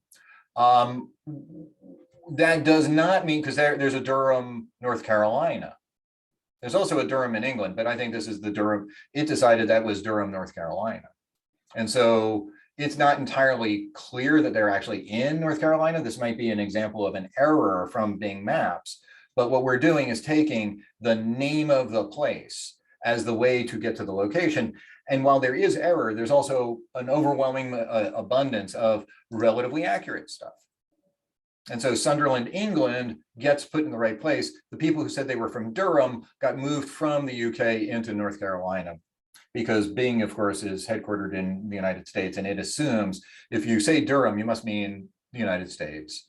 And so that's a fairly good example of an error, but look at all of the places that it puts people for Newcastle upon Tyne. That's pretty darn accurate, right? And so it isn't perfect, but that's pretty accurate. So does that address your question, Myung? Yeah, so the major source of the location information is the location they put in the profile. Am I right? Correct. That's exactly right. That's exactly right. Okay. Why do we do that? Because there's almost no data on the actual tweet. Okay. Thank you. And so we have a great question from Shaima. How do we know the influencers? And so we have a button for that. That's the influencer button over there. How will you know the influencers? It's a fabulous question. Now, we did talk about betweenness centrality. We talked about how different positions in the graph suggest that people are more or less influential. But this is the place where that gets displayed. And we're showing two scatter plots that illustrate the ways in which two dimensions can reveal different kinds of influence. So here we have betweenness. This is the measure of how much you are a bridge, a gatekeeper. It's how much you are the linchpin, the connective tissue. That's what being between means. And then eigenvector is the other dimension, and that's how influential are my friends? How well connected are the people I'm connected to? And one way to think about that is perhaps there is the Hollywood agent who knows 5,000 people. And it takes them a lot of work every day to keep knowing all of those people, because if you know 5,000 people, what's the chance that on any given day somebody had a birthday? It's very high. And so servicing your relationship with 5,000 people takes a lot of effort. But what if you are a person and you know 5 people, but they're all Hollywood agents? You have a network property of being connected to the well-connected, even if you or yourself are not particularly well connected. We capture that how connected are the people I'm connected to thing in this word called eigenvector. And so if you'll notice, quadrant 2 is not heavily populated. Quadrant 1 is empty. Quadrant 2 is only a few people. And these people turn out to be exactly the most influential people in the network. There's another way to see it. This is the measure of how many other people say your name And how many people's names do you say? Some people say a lot of people's names, but nobody talks to them. Some people, a lot of people say their name, but they don't talk to anybody. But quadrant 2 is the place where people both say many people's names and have their names said by others. Quadrant 2 is where the influencers are. Quadrant 2 is where the influencers are. And so we can quickly identify this potentially influential person. And indeed, that's a very influential person in this discussion. And with one click, I have limited all the display to just their content. And we can then easily right-click, drill through, and see a profile on just that person. And remember, our point is that you are confronted with thousands and thousands and thousands of tweets. You can't read them all. And you've got thousands of users and you can't explore them all. And yet we want to say something meaningful and deep about who are the important people, what are the divisions, what's happening here. And so you have a choice. You can either try to read 10,000 tweets and take a lot of notes and hope that reviewer number 2 will accept that your notes are valid. Or we can pre-process the data and lead you to a discussion of this Creative Fuse Northeast account. And you can now say, this is an important account. Why? Because it's at this extreme of this distribution. And it has these properties. And so we hope that this is going to be the shortcut to doing the content analysis and the social analysis that is a thick description. I'm invoking Geertz's concept of thick description from anthropology, something that actually has meaning and nuance because you have context, that you understand the social setting. But these are very complex and opaque social settings. And in some ways, this is a kind of X-ray or an MRI or a PET scan for this collection of connections to reveal its internal structure. So does that address the how do we find the influencers question? I hope. All right, I hope you'll be able to explore these as well. Yes, thank you. Very good. And I think now maybe we jump into our breakout groups, and then in those breakout groups, we'll be visiting you. And maybe one of the things that we'll do is, 1, we're going to copy the document. 2, we're going to share the document with the other participants in the group. 3, I think nominate a topic, and it either will already be in Graph Gallery or we will collect it for you. We will then make you a insights report and share it. Your goal then would be to begin, before the insights report appears, start working out what is your research question? What would you like to say given this data? What are the questions? And then we're going to bring you a data set, either from the Graph Gallery or through Insights. And then I think it's time to cut and paste and start to say, can we begin to tell a story? And so to that end, I'll note that there is this block of text here in Graph Gallery where we think you'd end up having to write these words. Oh, I'm sorry, I'm not sharing my screen. Let me go share screen again. Here we go. So you see here in Graph Gallery, here's the data set. This description is part of how we want to help the paper writing process along. We believe you would end up having to type these words. And that if you tried to type these words, it might take you 20 or 30 minutes to type these words. And it's an entirely mechanical set of words. And you could edit these, you could modify these, you could add more context to these, but these are sort of the bones, the skeleton of a series of claims. Anytime you're going to show this data, you're kind of going to have to say these words. And that's why we're going to say these words for you. And so that's a kind of example of how we imagine NodeXL plus Insights helping you on your path towards a publication. So with that, I think I will again stop sharing. And then Can you just repost the doc you want us to jump into? Yeah, just a second. It's right. Let me go grab that link. Oh, that's not it. Just a moment. And Here you go. That's the link. Google Docs document. And I guess if you will teleport us into our breakout rooms, we'll then be seeing you in that document. Now again, the step is when you get to your breakout room, you're going to pick one person to clone the document, and then that person's going to share it back. You're going to share your email addresses with that person. And we'll have, I hope, about 5 different documents with 5 different groups in it. And we'll be in that breakout room. I think we're going to stay there for about 30 to 45 minutes, and hopefully there'll be a little bit of text generation, and then we'll come back to the plenary, the whole group. And is that about right, Wasim? Yeah, and maybe about 30 minutes in that breakout room. And I guess the first stage will be just to come up with some research questions and introduce yourself to the group. And then maybe afterwards you can kind of keep working on that document, and we can provide the data if needed as well in the insights format. And then we can come back and have like 10 minutes just to kind of summary and close. So I'll get us going into those rooms. Very good. Thank you.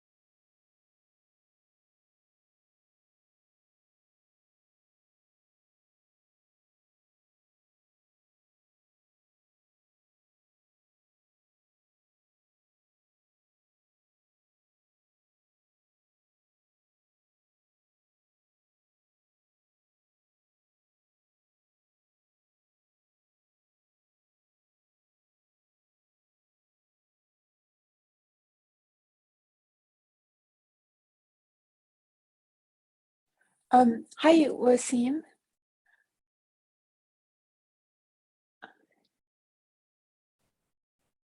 For some reason, the grouping, let me just double check. Do you know which? Yeah, I was in networks and SciComm, but I was just making sure that we didn't create a social movements group, right? Yep. So there is one. Oh, okay. So I can move you into that one. Yes, please. Thank you. No worries.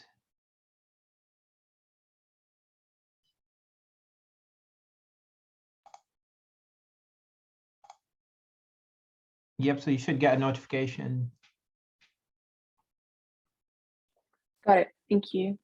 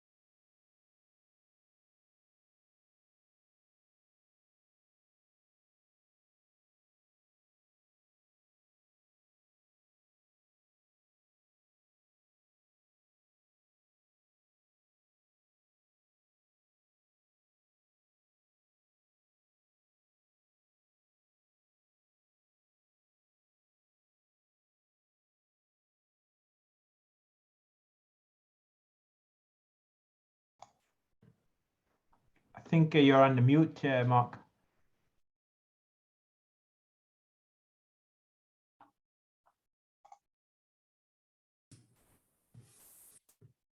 Mark, a quick question. The new links that you just shared in our breakout, are those part of the gallery or? The ones that say NodeXL Graph Gallery, yes. The ones that say app.Power BI, no.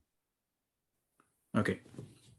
So the Power BI stuff lives in something that looks like this. I'll show you what mine looks like. Am I sharing? I don't know if I'm sharing screen. Hold on a second. Let me share screen. Yeah, that's one of those moments. Okay, there we go. And so this is what it looks like after you've subscribed to Insights, and you get a bunch of these. And when you click, that gets you to your Power BI Pro workspace. And it is from here that we are in a position to then do this. We can push you out to a public embed code, and that lets us take a link, and that link, I'm looking for the chat here. This is a link then to a publicly accessible Insights report that's suitable for sharing or even including in a publication and so on. And how long will the report you shared be live? For as long as you're a subscriber plus 90 days. No, I meant the one you shared. In our breakout, you shared one report. Right. The app.Power BI one? Yeah. Yeah, I have no intention of deleting it, I guess, in perpetuity until the project fails and I retire and, something like that. So yeah, a long time. Are you saying, will it always be there? Yeah, maybe not. Do you want a copy of it? I could do that. We could get you a copy of it. Okay, but so just to clarify or to make sure I understand, so the NodeXL reports are now permanent part of the gallery, but the Insight report is a hidden link. It's public, but it's a hidden link. But you can give me a copy. Right. So what's happening here is that we are listing them on the gallery, but where do they really live? They live in the Azure Power BI cloud. They live in a data center, perhaps near Bellingham, Washington. And so we are facilitating and framing your interaction with the Power BI service by creating this template and so on. So I think that addresses your question, perhaps. Yeah, I just need to know the link to be able to access the BI report, but right. the whatever's in the gallery, I can just do a keyword search for and eventually. That's right. That's right. So the gallery is radically public. There is no private content in the gallery, and it's all searchable. And then any of these just pop up and you can click on them. And when you do, it is often the case, not always, but often the case that at the bottom of these graphs, you're going to find the data set. This data set, again, as a different XML file format called GraphML. And then this is the recipe, the data that governs how the data will be processed. So with the recipe, you could apply this data set's recipe to your data and get similar results. At least that's the concept behind recipes. Did that address that question?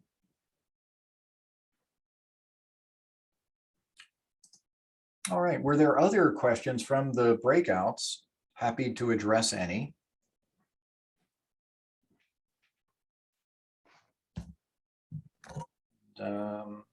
Okay. Any other topics to discuss? How do we schedule our follow-up meeting?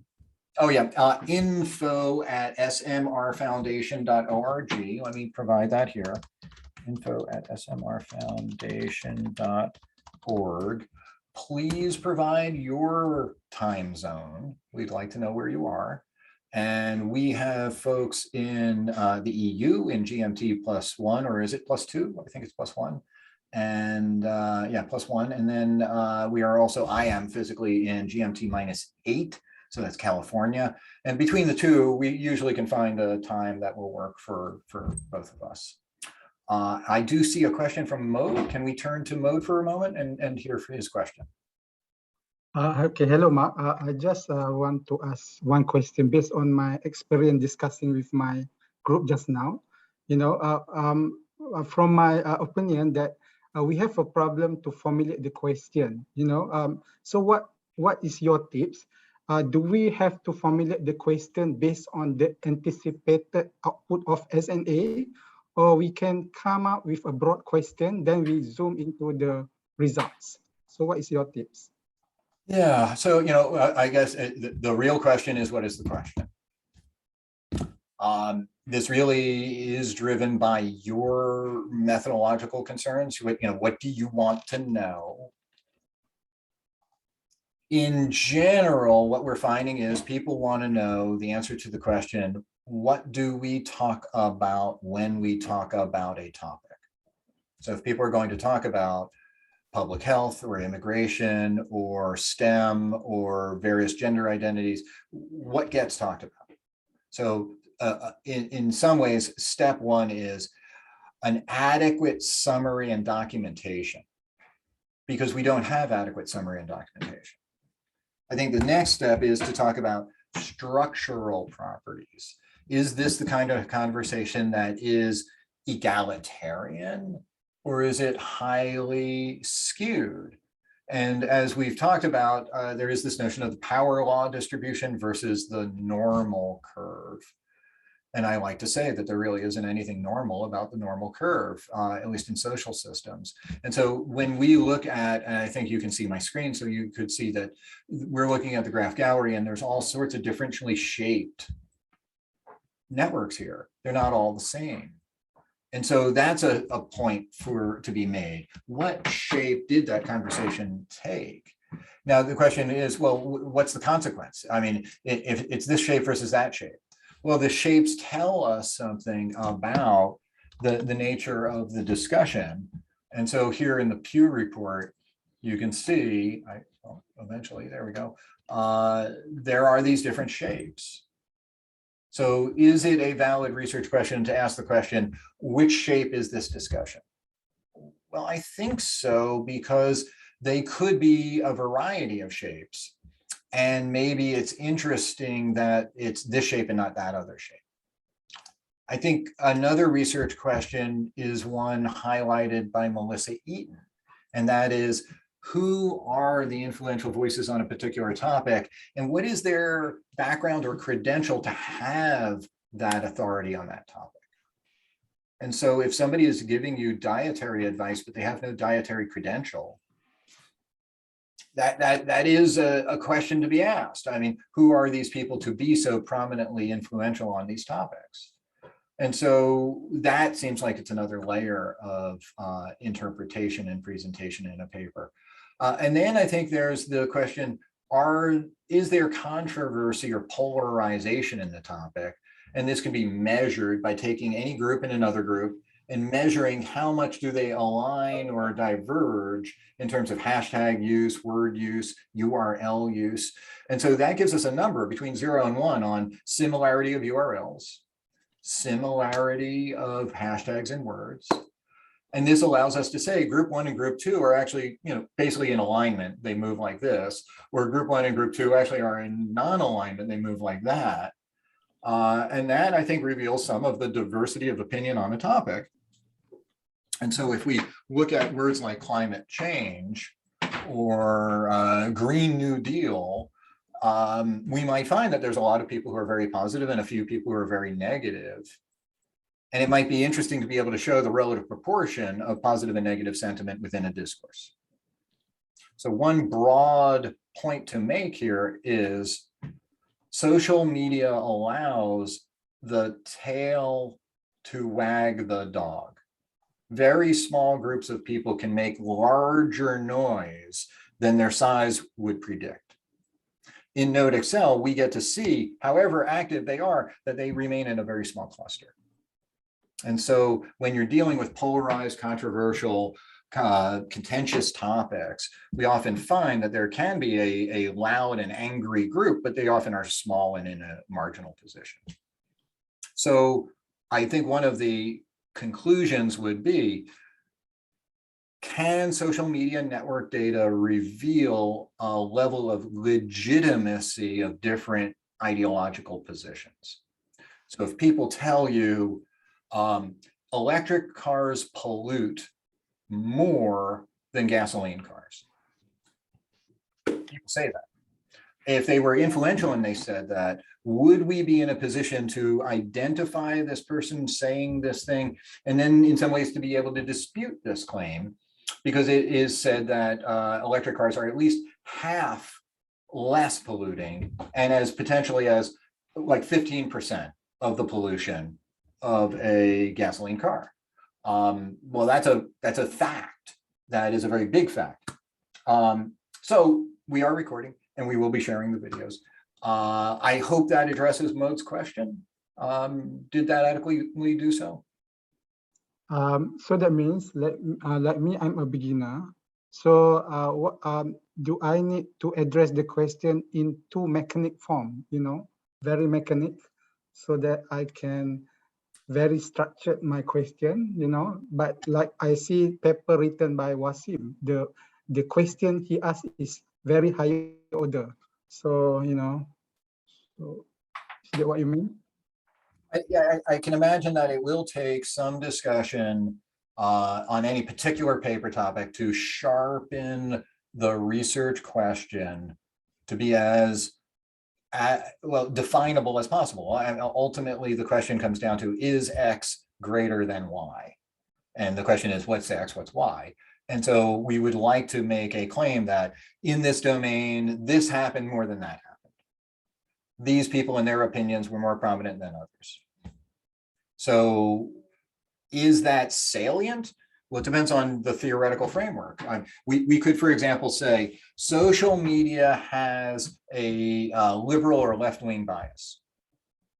Okay, but recent research shows that it has a right-wing bias. Oh, well, that's a finding then. And maybe we could show that here too. And maybe we would do that with vocabulary words. There are right-wing words and left-wing words. And so we would identify how many people use which words. That might be a way of asserting a new claim. There is a bias in social media. It turns out it's a more right-wing bias, not a left-wing bias. Now that's an interesting research result. So does that address your question? Yes, thank you very much. All right. Thank you. All right. Let me just check the chat here. Right, we've gone over a few minutes. Let's just make sure that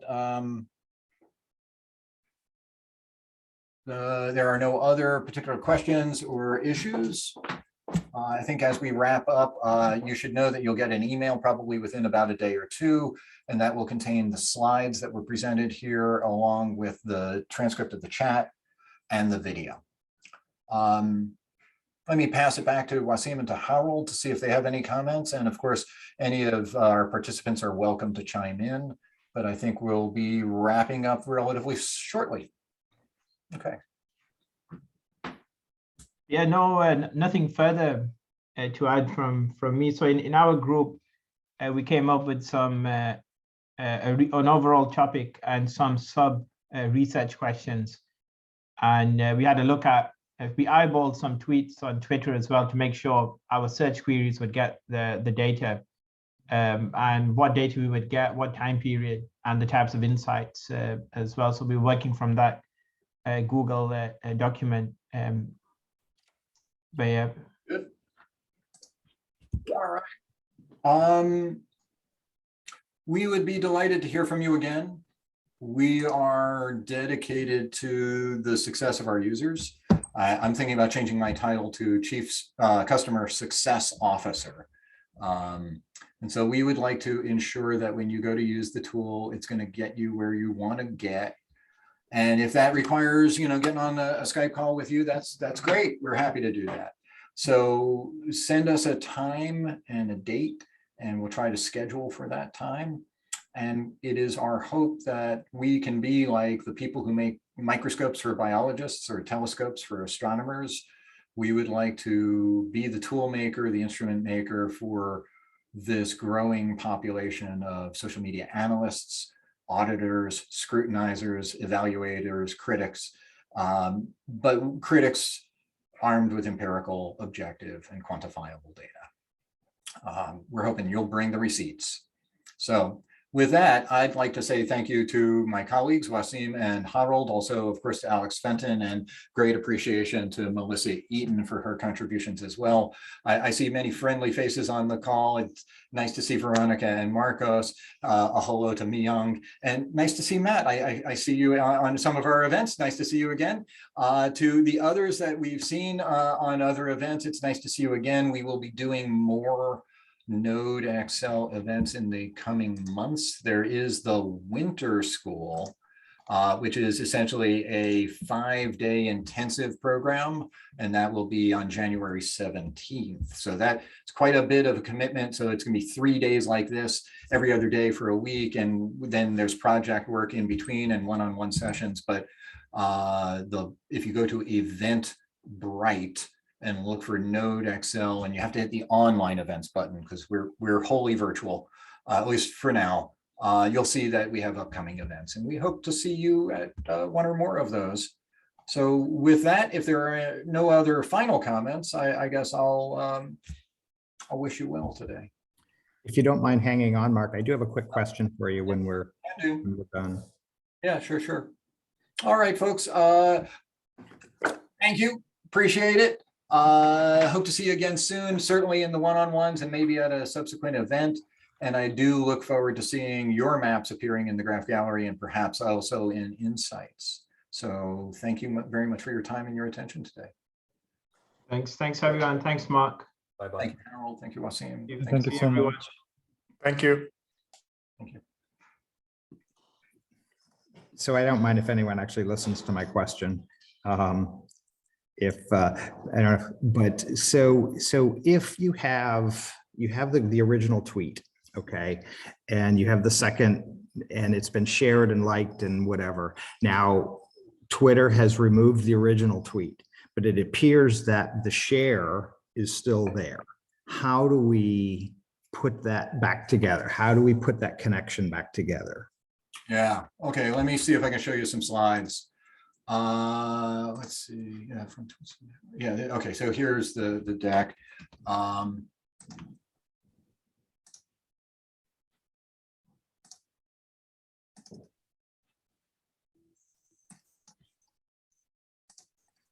Okay, I think these slides may illustrate this point, and maybe I think the answer is maybe it's not possible. Okay, so I think the scenario goes like this. We collected a bunch of tweets, and some of the tweets refer to a tweet that's not in the data set.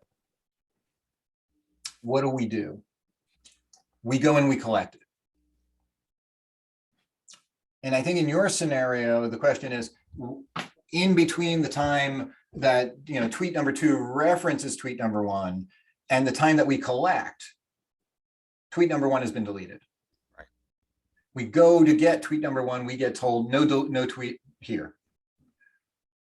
Fair enough, but we have an edge already that said tweet number 2 referred to tweet number 1, and that edge is still there. It's just that we won't have a placeholder for the thing that is the reference. And so its words won't be counted, its author won't be, that tweet won't appear in a row in the edges worksheet. But the reference to that tweet will, the reference to that author will exist, and the author who is referenced will now appear in column 2 in vertex 2, column B of the worksheet, because they did get their name said.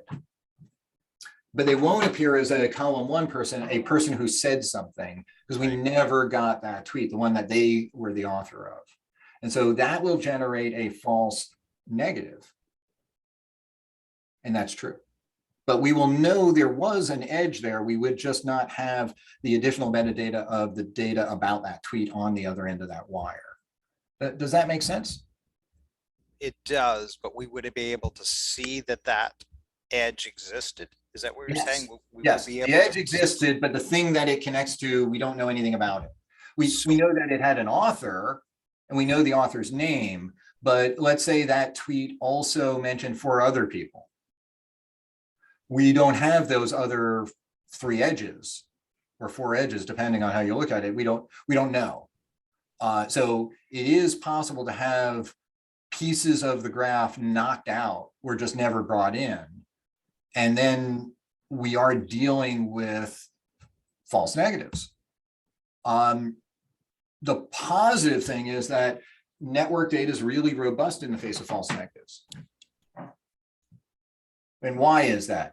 Because the hub is going to be a hub even if you remove one of the edges that points at it. Because the hub is a hub through a wildly high level of redundant connection. Lots of people connect to the hub, and therefore if you lost half of the edges, you'd still have half of the edges that point at the hub.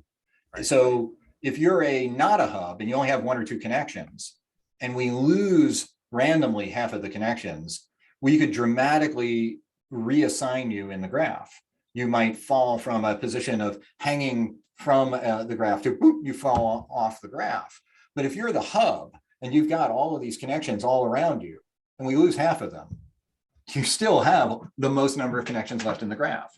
And so it is almost a holographic-like robustness. If you cut a hologram in half, you have the whole image that just gets blurrier. And that's sort of the metaphor that you can really blow 60, 70% of the data out of a network and still know who are the hubs and what are the clusters because there's so much redundant information in the graph. Okay. Hope that makes sense. Yeah. I'll probably connect with you again, probably after the holidays and everything else. And sure. To try to, I still haven't got my new computer fully functioning yet. I'm trying to get stuff off this laptop over onto it, and I need about 3 days of uninterrupted an administration work, right? Exactly, to try to find all the different, keys and everything else to get stuff over there and functioning. Where are you physically located? Well, right now I'm in Maine. Oh, right. But I live over in New Hampshire. Oh, right. Okay. There's a professor at the University of Maine, Augusta, who is a NodeXL user. Oh, yeah. James, just blew out of my head. What's James's last name? All right, I'll have to go look for James. And he's got a bunch of NodeXL videos on YouTube. Oh, cool. So, I will look him up. James out of UMA. All right. Let me write it. James UMA Cook. James Cook. Thank you, Brain. James Cook. James Cook, professor of sociology, and he's a NodeXL instructor, and he's in Augusta. And so just trying to close those triangles. Yeah, I will definitely, because I'm in and out of Augusta all the time. So there you go. There you go. Tell him I said hello. I will do that. I will look him up. Very cool. Awesome. Excellent. Thank you, man. Appreciate the interest. Yeah, absolutely. And I will be back to the next rounds. And great. Excellent. Great. Glad you guys are doing these. Awesome. Thank you for the interest. We appreciate it. Yeah, definitely. We'll talk soon. Very good. All right. All right. Well. Okay. Another quick question. I see you have a book. Does the book discuss insights, or is it just on NodeXL? Yeah, the book was long before Insights. We got to write a new book. But no, the book is in 2nd edition now, so it was updated. I think 2017, 2018, we updated the book. But it's really all about the spreadsheet experience, the desktop NodeXL experience. We do have a document in progress on Insights. Was supposed to be done for today, didn't get done, but it should be done any day now. So we'll be sending to all of you all that participated in these events a link to that document. And that is a page by page, sheet by sheet, feature by feature description of what is Insights and how do you use it? Where do you click? But short of that, I'm happy to walk through an Insights report with you. And yeah, I'm happy to schedule. Where are you physically located, Alberto? I'm just south of you. So my wife and I are in Orange County. That's some south. Yeah, so you're about 400 miles south of me. Yeah, so she's on faculty at the University of California, Irvine, where I used to be a postdoc. And so now I just do independent research out of our home. Well, that's great. That's so really then I purchased and have been walking through the video recordings from your summer school. Oh, that's sweet. Thank you. So is there a discount if I participate in the winter school, or is that a separate, a full price?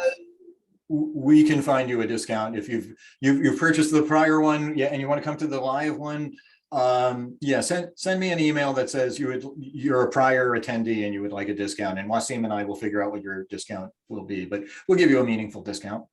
Thank you. And then how much of the content is redundant? Obviously, the interaction is what I'm interested in to try to participate again. But of the lectures, how much of that is redundant? We're going to run a few of the same, and then there'll be some new. And a lot of the first couple of days will be very similar, and we'll be expanding, I think, by bringing more insights into that discussion. I think in the July event, there was only a very little bit of the focus on insights. And I think as we move forward, insights is going to be growing as, eventually it'll be like 60% of our presentation will all be about immersing yourself in insights. And maybe also, Mark, the new Twitter API, I think we're going to have more information on larger data sets in the Twitter API. So there will be some fresh content, but some repetition as well. But you have a point that a lot of it's going to be redundant if you've already done summer. And I think it's fair that we could offer you a meaningful. The new API, meaning the academic version. That's right. That's right. So if you can get qualified for academic Twitter API, this will mean an almost complete removal of many of the obstacles that Twitter scholars were faced with because they couldn't get past 7 or 8 days and they couldn't get past 18,000 tweets. And pretty much all of that is gone. You can now get more data than you can process from as long ago as you like. And that's a pretty profound change. Now, we did just see Facebook announce that it was going to do something similar. Maybe, we don't really trust them that much. So we will probably follow. If there is a door opening to the Facebook API, we will almost certainly follow. But maybe slowly, because it's uncertain what they'll do with that API. Okay, are you still recording? Yeah, I guess we can stop. Yeah, sure. Shall we stop recording?